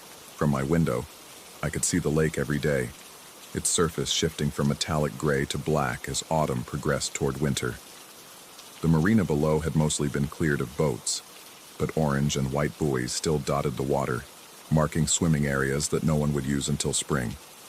Or they should have been marking swimming areas. Instead, they moved. Not with wind or current. Lake Minnetonka was calm most mornings, but with purpose. Deliberate purpose. I started keeping a notebook, sketching their positions each dawn. The patterns were unmistakable. Letters, messages, watching below, surface, soon. The superintendent stopped making eye contact when we passed in the lobby. Other residents from the 7th floor, I'd met 2, an elderly woman and a younger couple, moved out within the same week. No explanations offered, just vacant stairs and hurried packing. November brought the first real cold, the kind that turns breath visible and makes the old building's pipes sing in the walls. The wet footprints continued their nightly journey, but now they steamed in the frigid hallway air, leaving condensation on the ceiling above their path. I'd given up trying to catch whoever, whatever, made them. Every attempt to stay awake, to watch, resulted in the same thing: a blank period, a lost moment, and then the discovery of fresh prints leading away. The laundry messages grew more insistent. Every piece of clothing I owned eventually bore some scrawled warning, some cryptic instruction. Don't answer when it knocks. The lake remembers everything. You were chosen, not random. I stopped doing laundry altogether, buying new clothes instead. But even fresh from the store items would appear on that basement line, turned inside out, marked with messages I didn't want to read but couldn't ignore. Sleep became negotiable. I'd doze in the afternoon when sunlight still offered the illusion of safety, but nights were for vigilance. I set up a camera in the hallway, technically against building rules, but I was past caring. The footage showed nothing, or rather, it showed too much nothing. Each night, at exactly 3:33 a.m., the recording would skip. One frame, empty hallway. Next frame, wet footprints leading to the elevator. I tried leaving the building, spending nights in hotels, at the 24-hour diner on Highway 7, anywhere but that 7th floor. It didn't matter. When I returned, my door would be open, just a crack, just enough to suggest invitation. And inside, things would be different. Subtle differences. A glass of water on the counter I hadn't poured. My laptop open to a browser searching Underwater Caves, Minnesota. The shower running, the bathroom mirror fogged with steam, and in that steam, words finger-drawn. You can't leave. You know why. But I didn't know why. That was the worst part. The not knowing. The lake began to freeze in early December, ice creeping from the shores toward the center. But beneath my window, in a perfect circle maybe 30 feet in diameter, the water remained open. Black water that didn't reflect the sky, that seemed to pull light into itself. The buoys had moved there, all of them, forming a tight cluster that bobbed with rhythms that had nothing to do with waves. I started finding water in impossible places. Puddles in my closet. Damp handprints on the inside of windows I kept locked. My breath fogging in the apartment even with the heat running, as if the air itself had become saturated with moisture from somewhere else, somewhere cold and deep. The other residents pretended not to see me now. When I entered the elevator, conversation stopped. When I walked the hallways, doors closed softly, locks clicking into place. I was becoming something to be avoided, as if whatever haunted this place had marked me, made me contagious. 2 weeks before Christmas, I woke to find kelp in my bed. Actual kelp, dark green and slick, smelling of deep water and decay. It was wrapped around my ankles, gentle but insistent, like a reminder, like a claim. Lake Minnetonka doesn't have kelp. Minnesota lakes don't have kelp. But there it was, leaving dark stains on my sheets that looked like spreading shadows when I tried to wash them out. The messages changed. No longer warnings, but invitations. The deep is patient. We've prepared your place. Stop resisting what you've always known.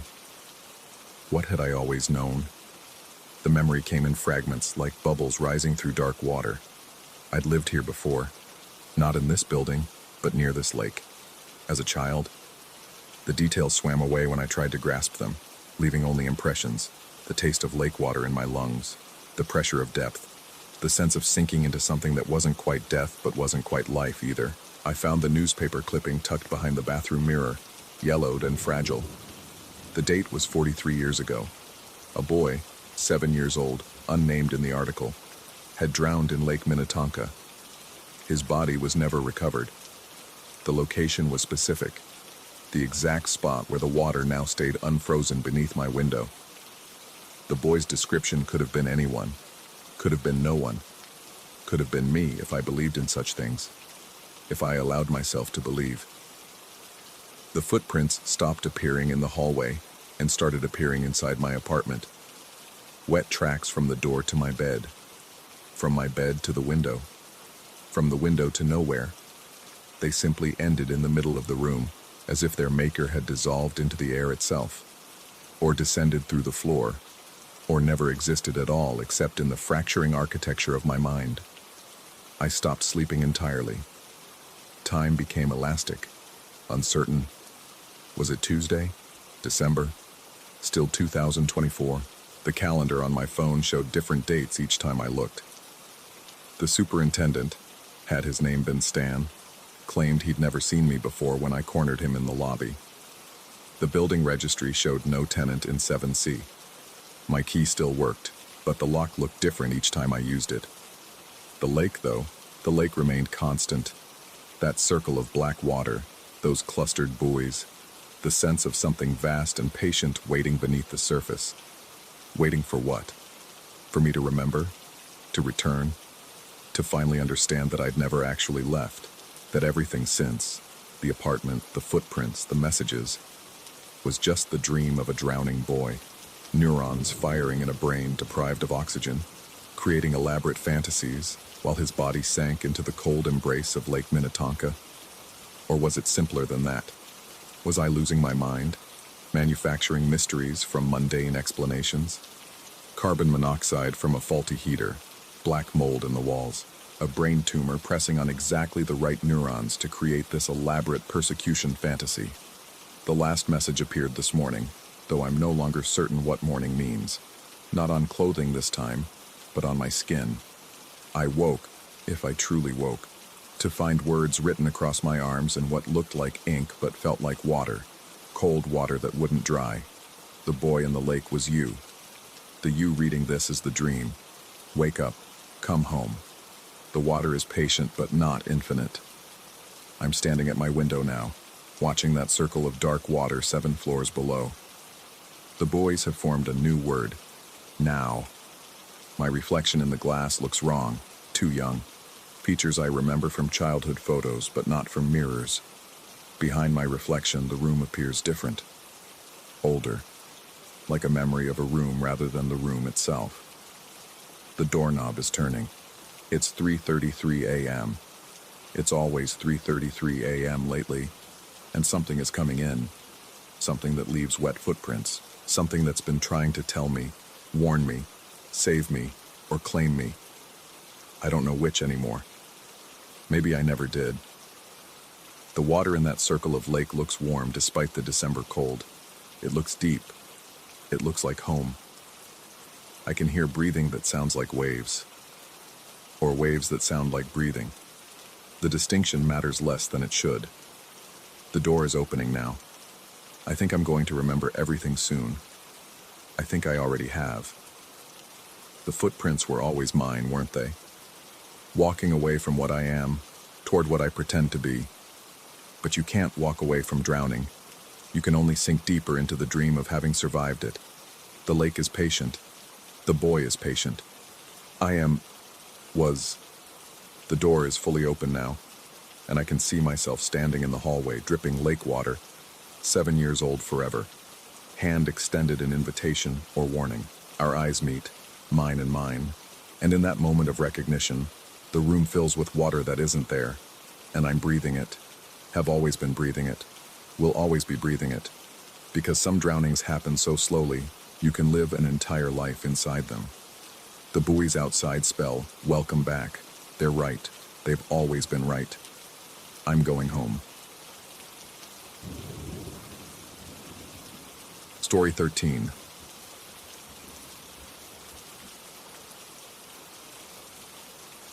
The first time it happened, I blamed the app glitch on my phone's cracked screen.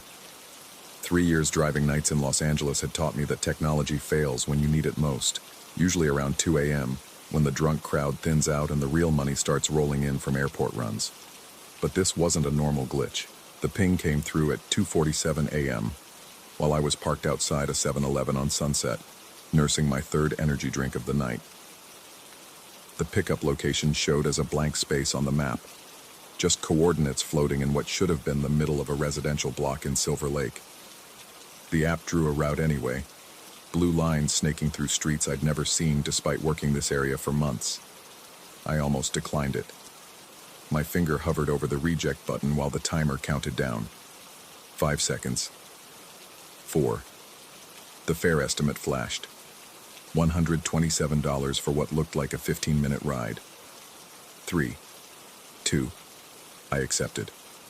The route led me off Sunset onto Maltman Avenue, then instructed me to turn right onto a street that materialized only when my headlights swept across it. Ridgemont Way, according to the app. The street sign was rusted, barely readable under the amber streetlight that flickered like it was sending Morse code to someone who'd forgotten how to read it. The asphalt looked wrong, too smooth, like it had been poured yesterday, but also ancient, with cracks that seemed to shift in my peripheral vision. I pulled up to the pickup point, a house that shouldn't have existed. Every other home on the block was a typical LA bungalow or Spanish revival, but this one looked like it had been lifted from a different decade entirely. Art Deco details caught my headlights, geometric patterns in the ironwork, glass blocks that glowed faintly from within, despite no visible light source. The address number kept changing when I looked away and back again. 1247, 1427, 1274. The passenger was already walking toward my car before I could check the name on the ride request. My eyes went automatically to the rearview mirror as the back door opened, but I saw only the empty street behind me. The door closed with a soft thud that seemed to echo longer than it should have. In the driver's side mirror, the one with the crack running through it like a lightning bolt, I caught a glimpse of a figure.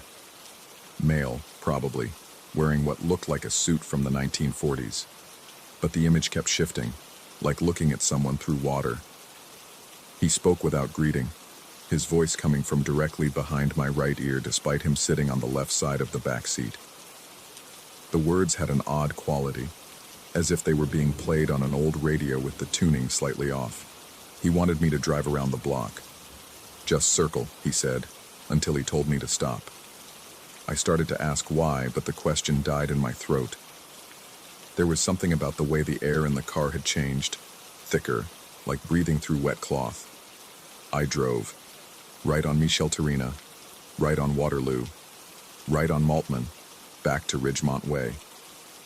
The house looked different on the second pass. The windows were dark. Third pass, one window on the second floor glowed yellow.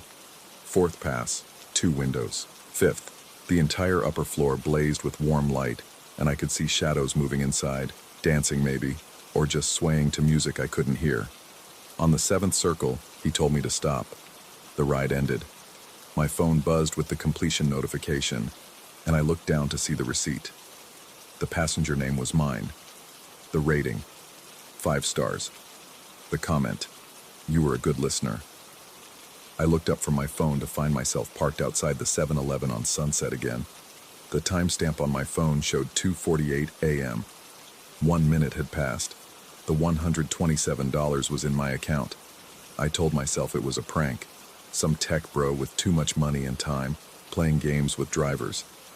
I'd heard stories, fake rides, weird requests, social experiments for YouTube channels that never quite went viral. I grabbed another energy drink and got back on the road. But it happened again 3 nights later. Same time, same blank space on the map. This time the street was called Willoughby Lane, cutting through what should have been the middle of a strip mall in Koreatown. The passenger, a woman this time, visible only in that cracked side mirror, wanted me to drive to an address downtown that turned out to be a parking garage that had been demolished in the 1960s. I knew because she told me about watching them build it, speaking in present tense about construction workers I could almost see in the shadows between the existing buildings. The receipt showed my name again. The comment, "You remembered the way." I hadn't told her I'd been there before. I'd never been there before. But somehow, I had known exactly which turns to take without looking at the GPS. Within a week, it became a pattern. Every few nights, between 2 and 4 a.m., the impossible rides would appear. Streets that existed only during those hours. Passengers who registered in mirrors but never in direct sight. Destinations that were simultaneously there and not there. A restaurant that had burned down but still smelled of grilled onions when I idled outside. An office building that cast a shadow despite being an empty lot. The comments on the receipts grew stranger. "You're almost ready. The old roads remember you." Your father drove these same streets. My father had been an accountant in Ohio. He'd never even been to California. I started keeping a notebook documenting each ride. The streets never appeared on any map I could find, old or new. The addresses didn't exist in any city records. But the money was real. My bank account grew fat with fares from rides that couldn't have happened. Sleep became difficult. I'd close my eyes and see the city's grid from above, but with extra streets threading through it like veins that shouldn't exist in a human body. The legitimate rides during normal hours started to feel fake, while the impossible ones felt increasingly real. Passengers I could see directly began to seem translucent, their voices distant, while the mirror passengers grew more solid, their words more present. 3 weeks in, I picked up someone from a hotel on Wilshire.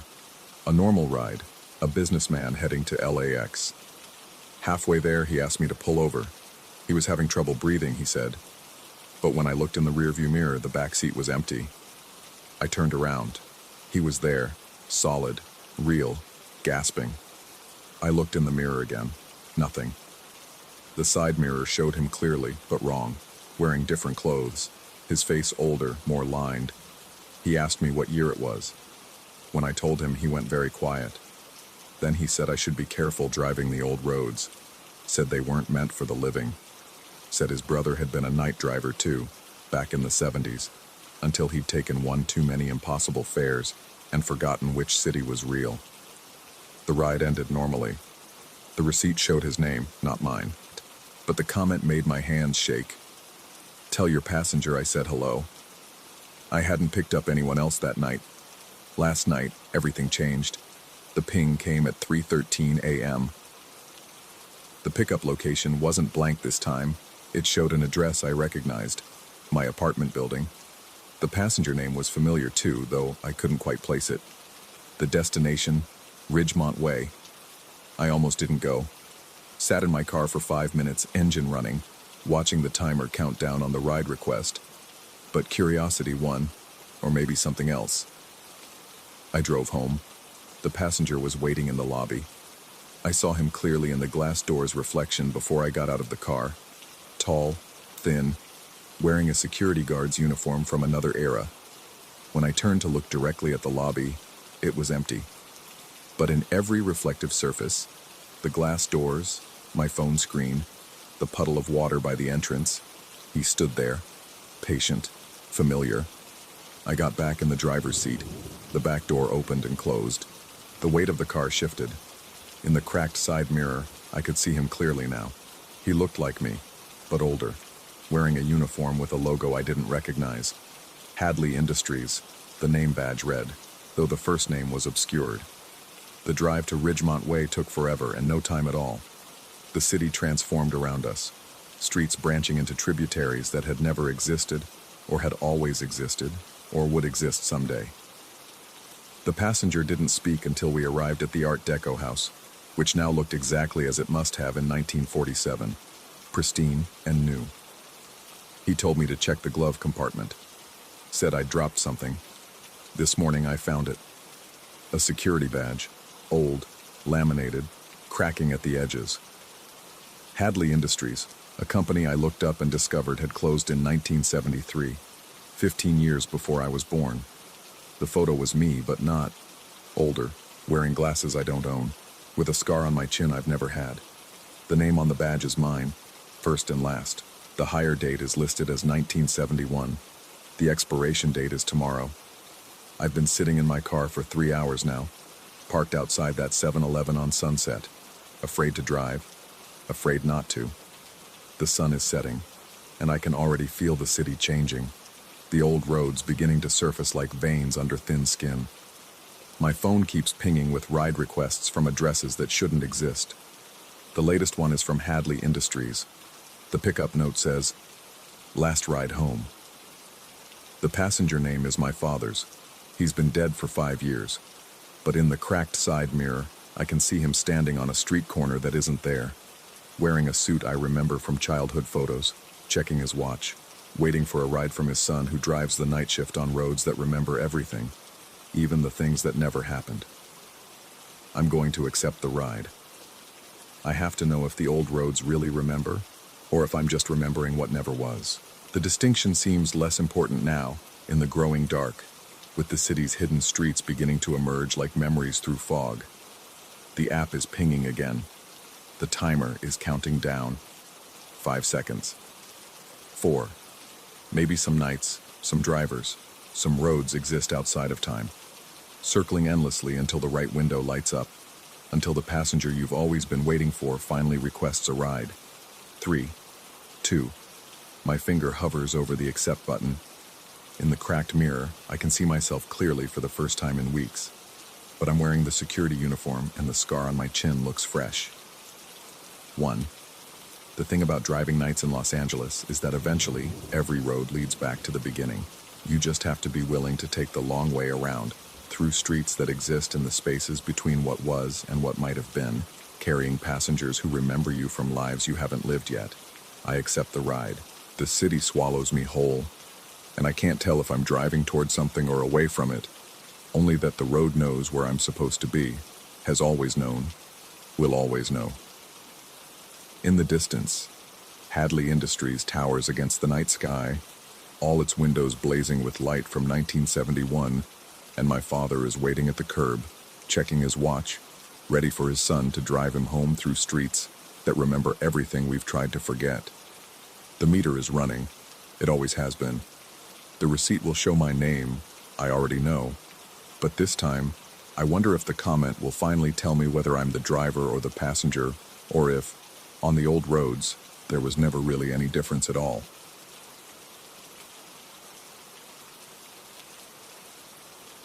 Story 14.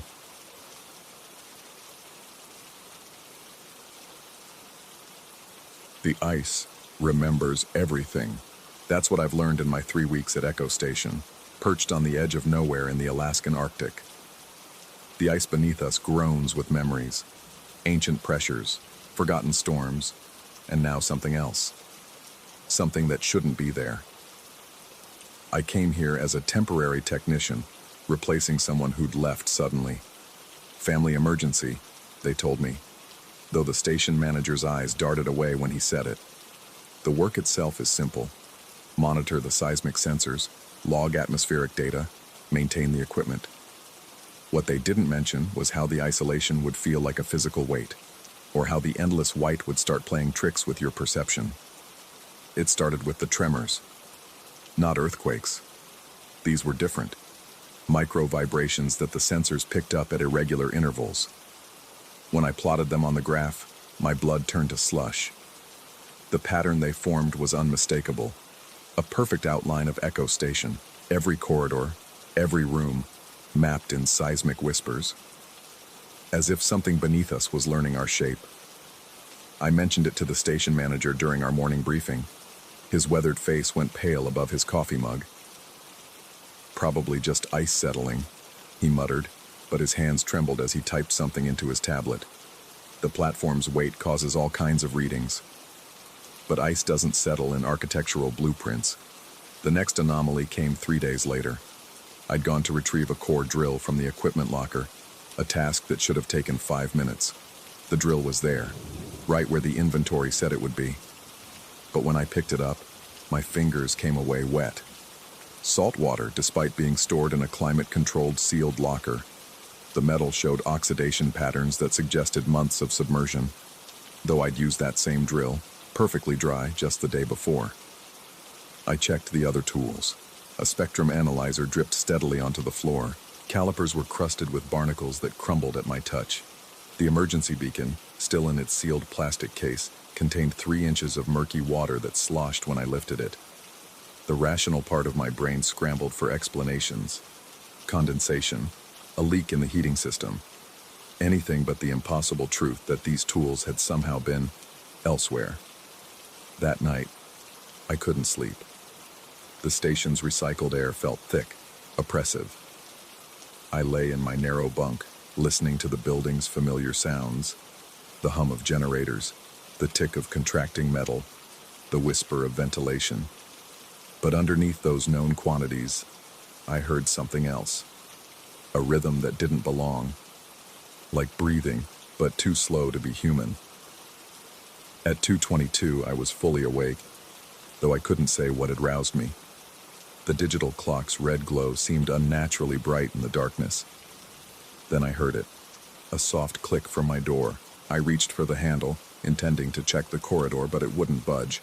Not locked, stuck, as if the entire frame had suddenly contracted. I pulled harder. Nothing. My heart hammered against my ribs as I tried to rationalize. Metal contracts in cold. The building shifts. These things happen. 8 seconds. 9. The handle turned freely, so suddenly I stumbled backward. In that same instant, every proximity alarm in the station shrieked to life. The cacophony lasted only a moment before cutting off, replaced by the automated voice I'd heard 100 times during drills. Sensor contact. Docking Bay 3. Status. Return. Docking Bay 3 had been empty for 2 weeks. I threw on my thermal gear and ran through the corridors, my footsteps echoing off metal walls.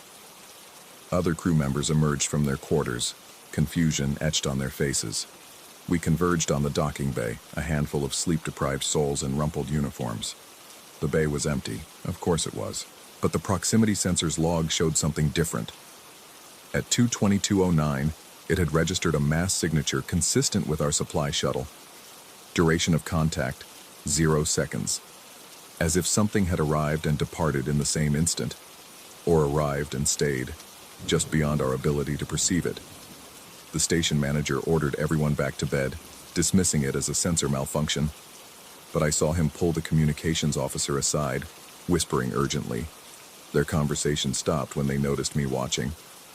Sleep didn't come again that night, or the next. By the 5th day, the strangeness had become routine. Tools that showed signs of impossible use. Sensors detecting patterns that shouldn't exist.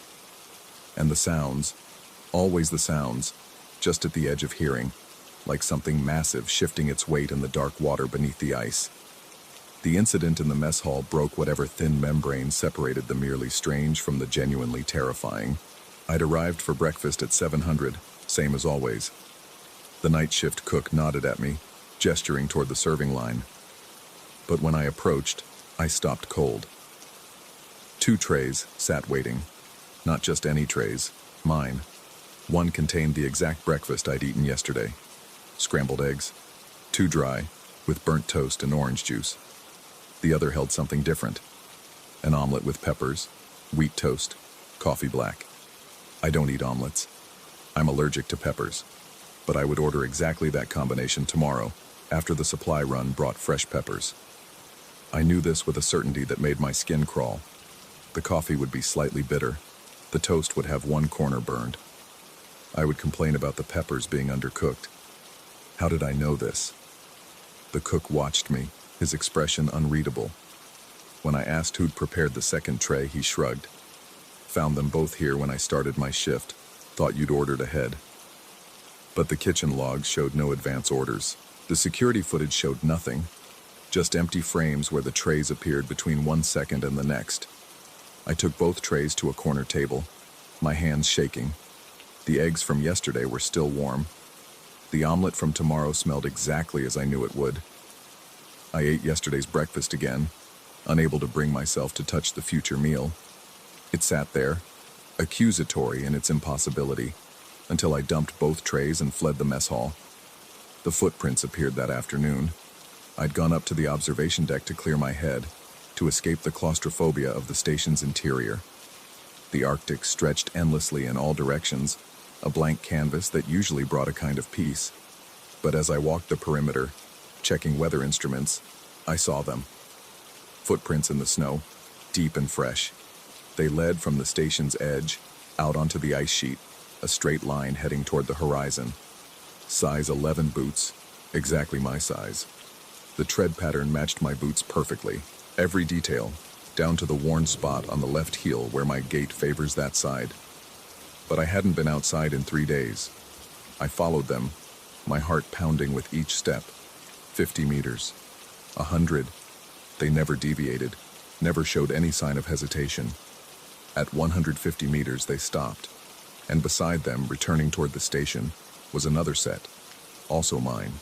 walking back side by side with the outgoing tracks, as if I'd accompanied myself on this impossible journey. The returning tracks led to exactly where I stood.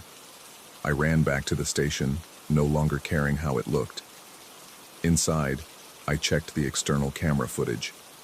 It showed me, standing alone on the ice, following nothing. The footprints I'd seen so clearly didn't appear on the recording. But the timestamp showed something else, a gap.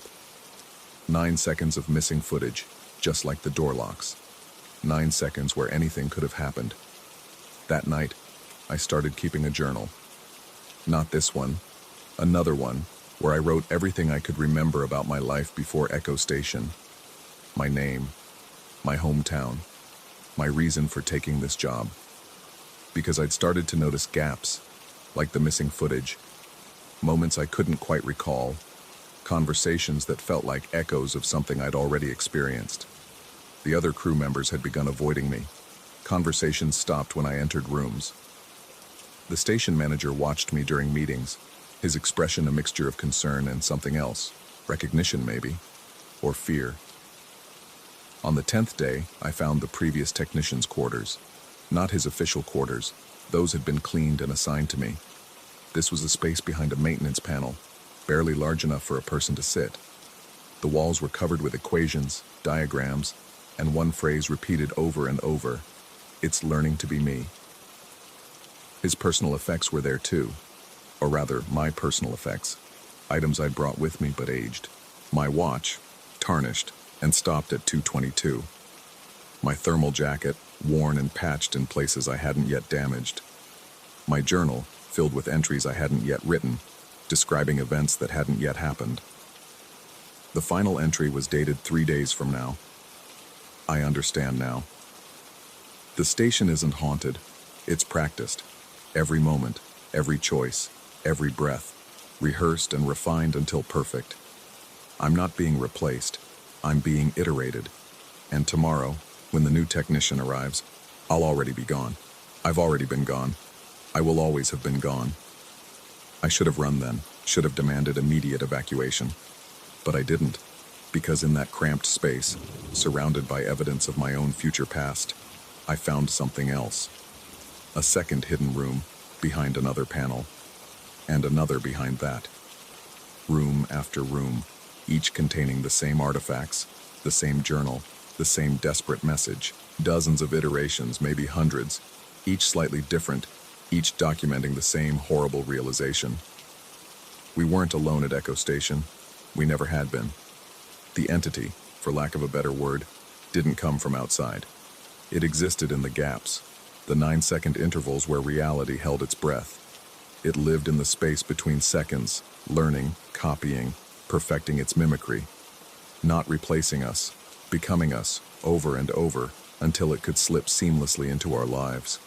The micro-tremors continued, mapping not just the station now, but our movements within it.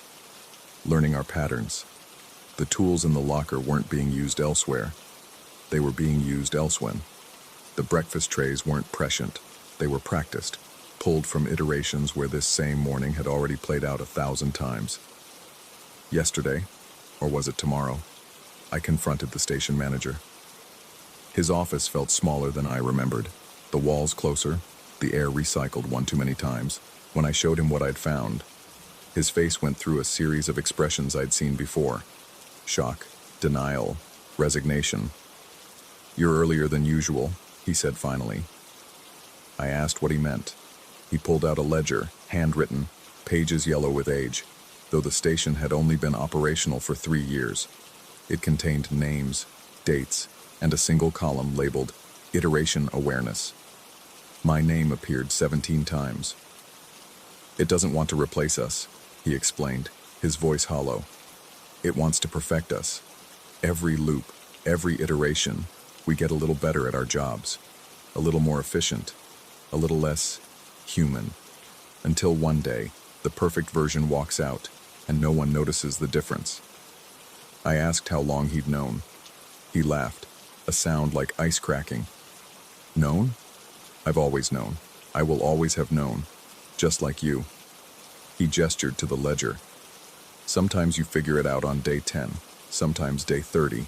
Once you made it 3 months before the patterns became too obvious to ignore. The worst part was, I believed him. Because as he spoke, I could feel the memories, not remembering but knowing. The shape of conversations I'd have tomorrow, the taste of meals I'd eat next week, the weight of discoveries I'd make again and again, each time thinking it was the first time. This morning, if morning has any meaning anymore, I woke up at 2:13, 9 seconds early. My door was already open, though I distinctly remembered closing it. The corridor beyond was empty, but wet footprints led from my room to the observation deck. My footprints, but I hadn't left my bed. I followed them up, knowing what I'd find, knowing but needing to see. On the deck, I stood there. Another me, or maybe the same me, or maybe the perfect me. We watched each other across the impossible space, neither speaking, both understanding.